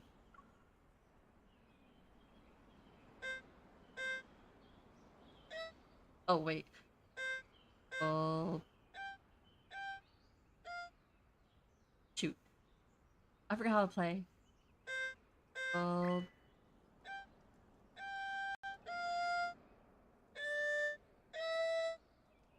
Oh my god, I forgot how to play Twinkle Twinkle Little Star. Oh. Oh, star. No. Star. Star. I'm bad at this. Oh, little star. Out. I wonder what are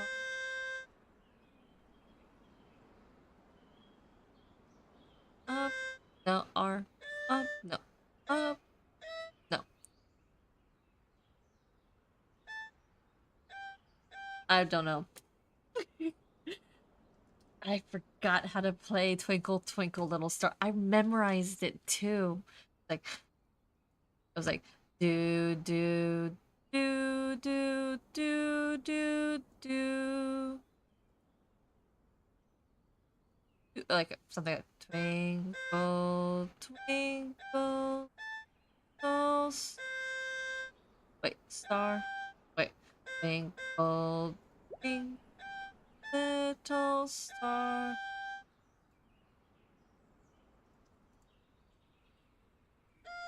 I wonder what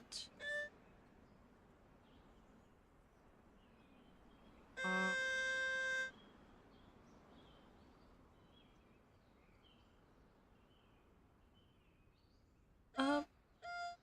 I forget. I forgot how to play it. Don't you think we deserve a bigger stage? You barely did anything, love. Love, you didn't do anything. Here's me messing up Twinkle Twinkle Little Star, and you didn't say a thing.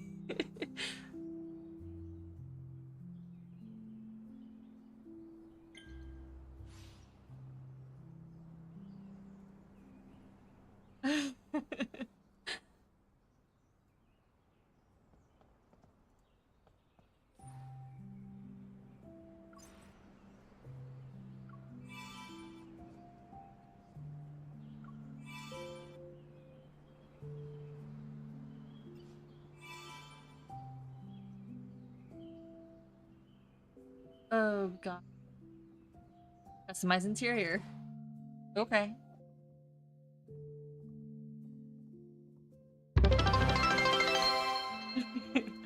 Thank you for the bits. Thank you, thank you.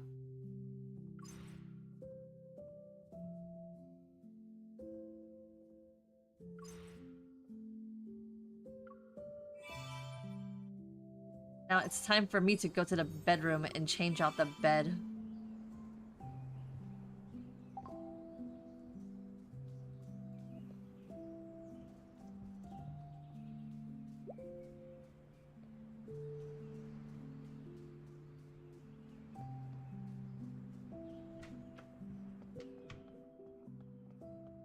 This house is so minimalist.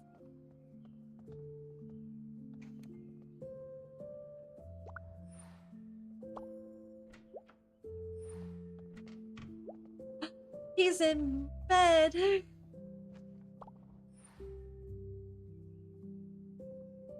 Oh, what can I let him do? bed in jammies.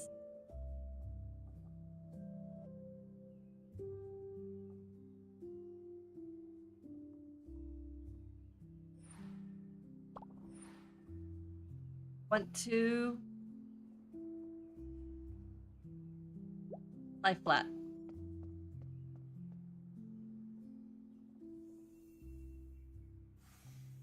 I'm in my jammies too.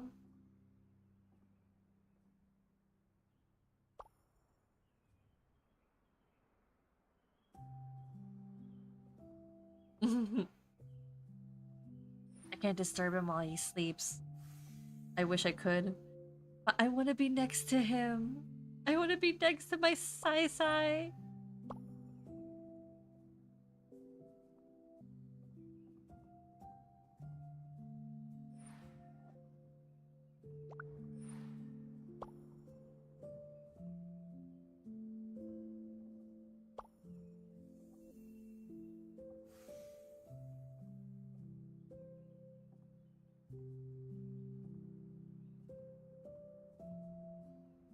But I'm not high enough to get the interaction.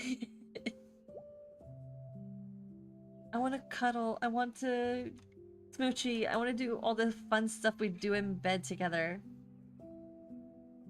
I didn't say that right.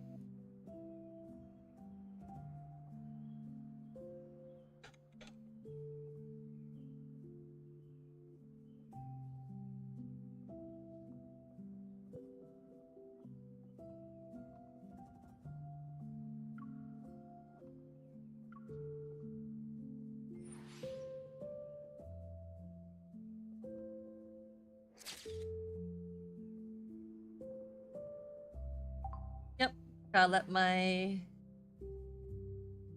thing be known.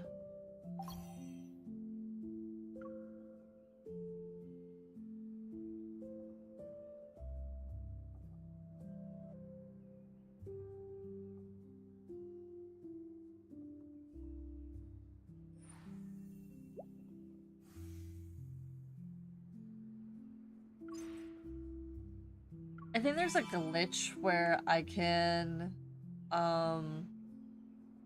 do something where I can change MC's hair and her outfit, and it affects the in the Kindle.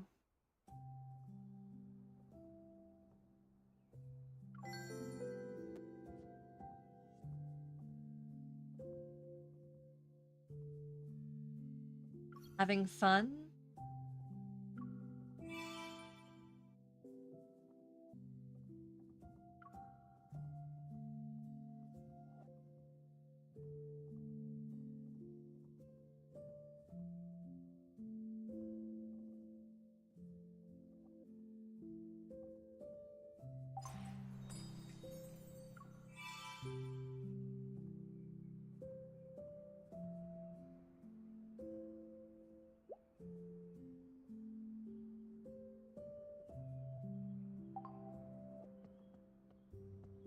Well, can't bother him because he's in night-night mode.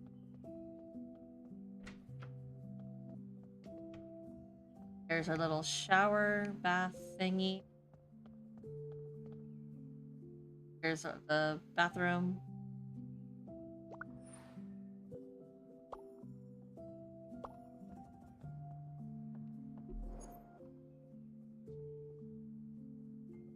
Different body washes have different scents effects with various styles, advantages. With not, why not try a few and find the signature fragrance for your skin?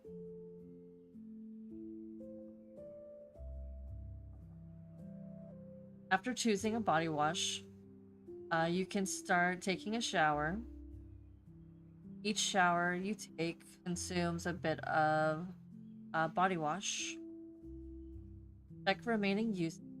Here, Auto provides unlimited refills of your body wash, so please, freely. Oh. You can share your body washes with him. If you choose to share a body wash with him, he will also use and consume from the same body wash. Don't forget to refill it when it runs out.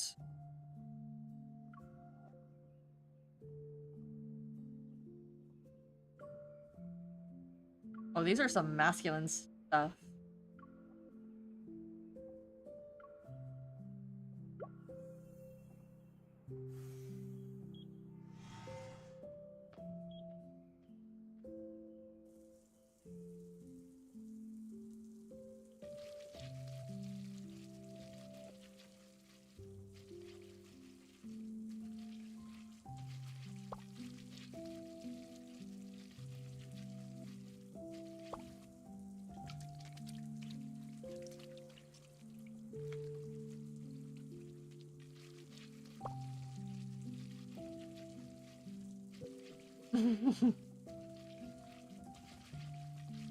Okay, good to know.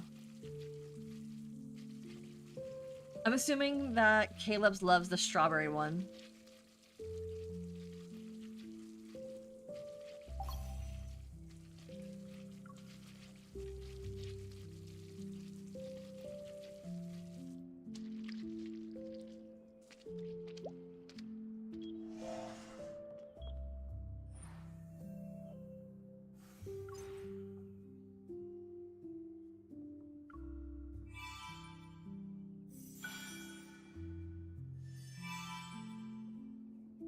Look at that. I did nothing in particular that was special. Did I unlock boxing? Wait, I don't think I unlocked the home gym, did I unlocked the gym? Yes. Let's go.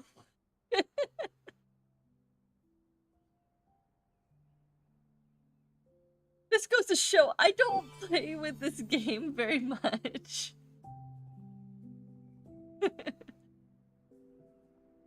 Oh my god, this goes to show that I don't come here very often.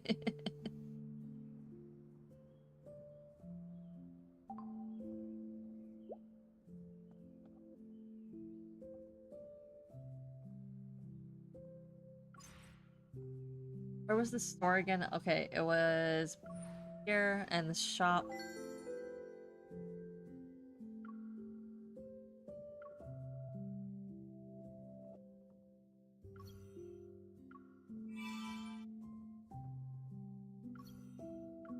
I get like quite a few of the strawberry ones because I know that Caleb loves that one.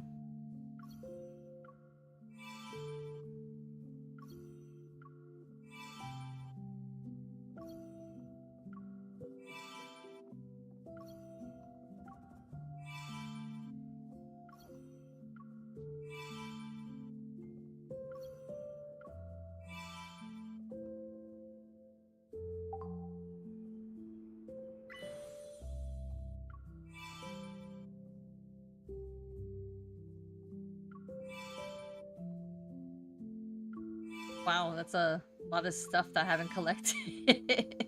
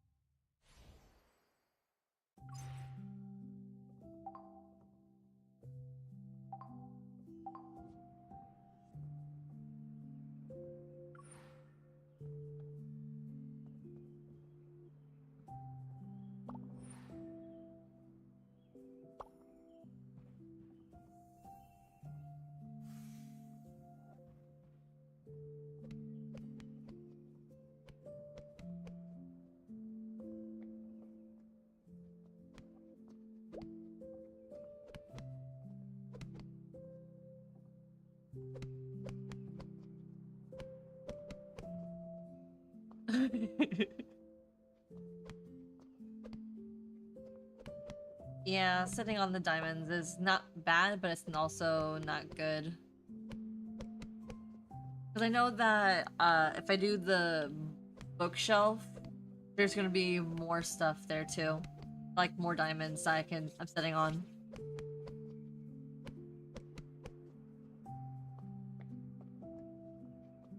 Okay, we got like 8 minutes on my end. Till something shows up.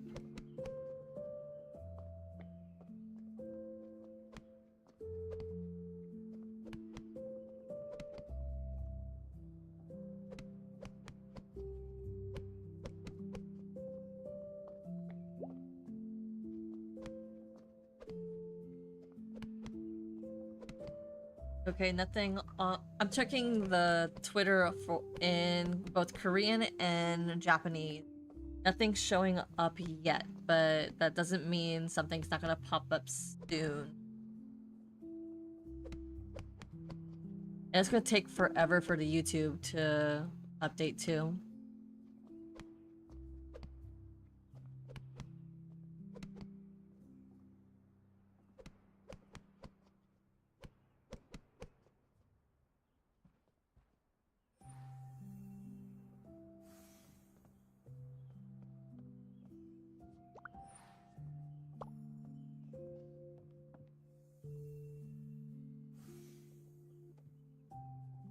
At least I get to watch myself do a workout.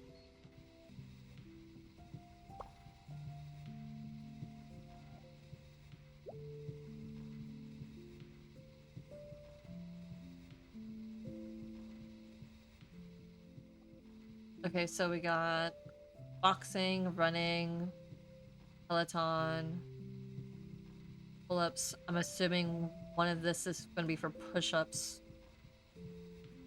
Pull-up. No push-ups.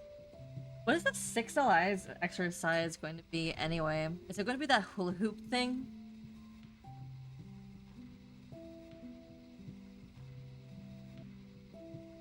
Just imagining it.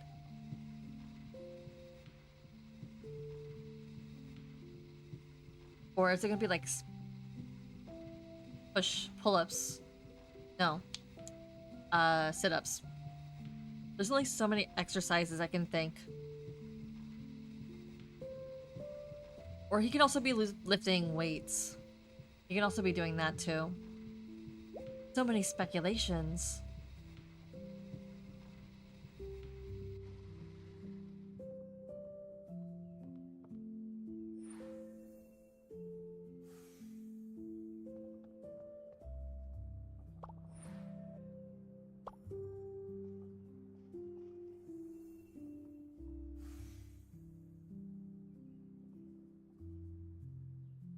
That is not yoga. Okay.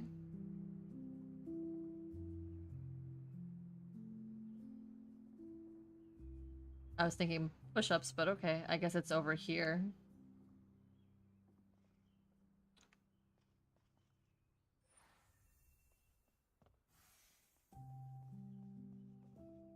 MC, where are you? Okay, so it's here. More yoga? Like, where's the push-ups? Peloton and... Never mind. Okay, it's 11 o'clock. Are we getting anything? Not yet. Oh my god, the anticipation is killing me! Okay, so far, nothing in Japan. And let's see what Korea has to say. And nothing in Korea. But it's 11:01. Okay, so I'm gonna be refreshing my Twitter constantly for the next 5 to 10 minutes.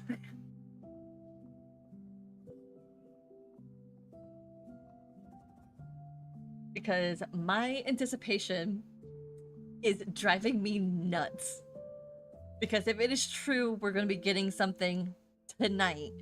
It will either be the announcement of a rerun or the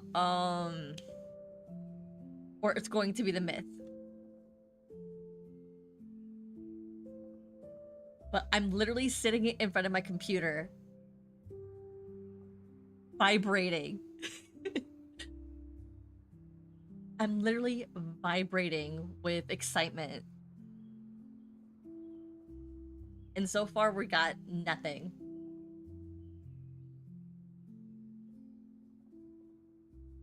Okay, so nothing on yet.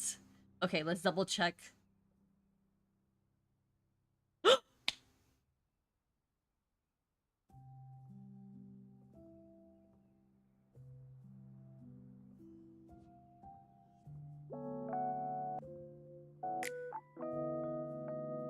It's a rerun.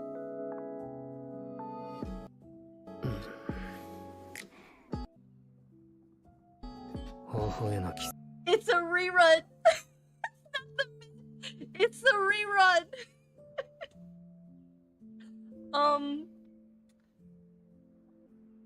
It's the second multi-banner rerun.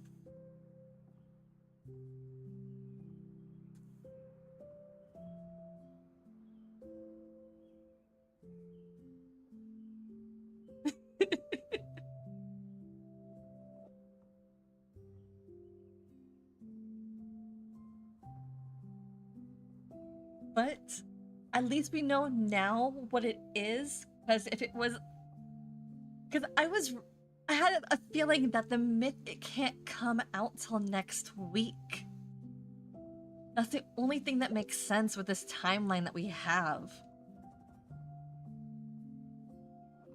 As much as we want Caleb's myth to come out like right now, it is too soon.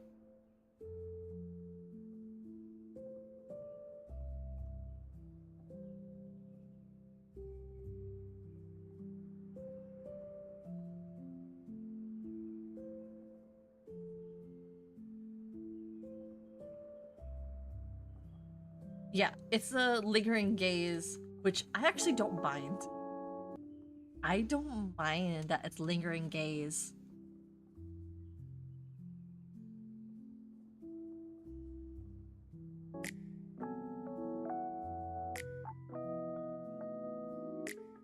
Because I don't have these cards. Is a kiss on the cheek your new way of saying good morning? Good morning. My couch is comfy, isn't it?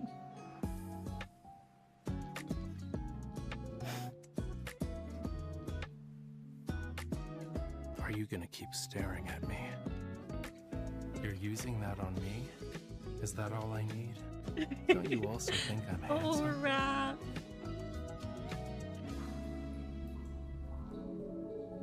Oh, so close in the car. Be very close to the answer. I want it so bad. If I'm able to see you Sunday, I'll start getting excited Thursday. Oh, the Illugio ideas. Oh. So it starts on the 19th and ends on the 23rd. It feels good to know. like a punishment. I find it hard not to, even if I try. And I have tried. I admit defeat. They'll all be mine. The thing is, I might have to spend some money on this.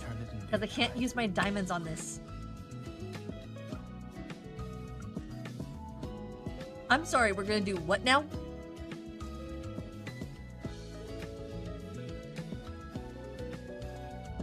What?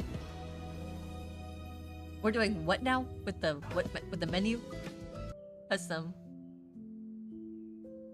We're doing what now?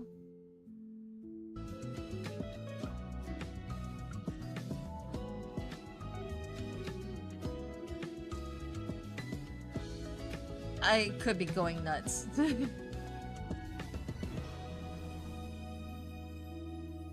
But I I'm gonna be kissing Zane in the car. Smoochy smoochies.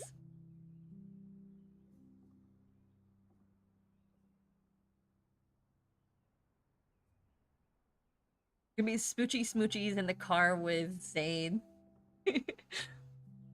That's what I've been waiting for. Smoochy smoochies.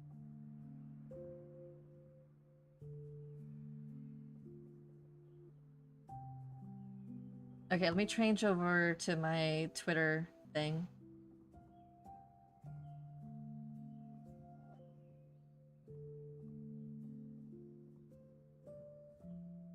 Okay. Here we go. Here's my Twitter feature. Because this makes it easier for other people to read and not look at the side, be distracted. So from what we're reading is this. This event is going to start on March 19th, which is this Thursday. And it will end on the 27th. And obviously this is going to be a rerun banner, so we're going to be using the rerun currency, obviously.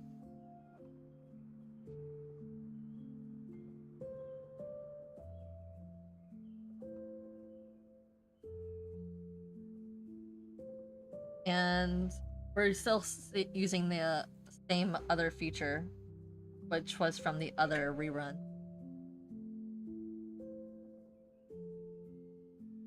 Which is all the multis. It's just the select your primary. But with the information that we have now, and now that we know what we're getting, and the anticipation is killing us for the Caleb myth.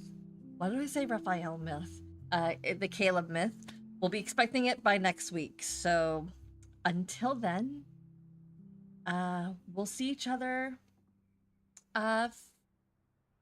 on Friday. Also, check out my VOD channel. I just uploaded me playing a demo of Heart Cage, which is technically a not safe for work game, but I edited it so that it would be safe to watch, more or less. But also, when my Patreon's ready, I will post the not safe for work part, or the not safe for work playthrough on there. So when that's ready, I'll post it there. So with that being said, it is time for me to go because it is late for me, and and this is the only reason why I stayed up. I wanted to see if we're getting the myth or the rerun. So, adios, mi amores, until Friday. Bye-bye.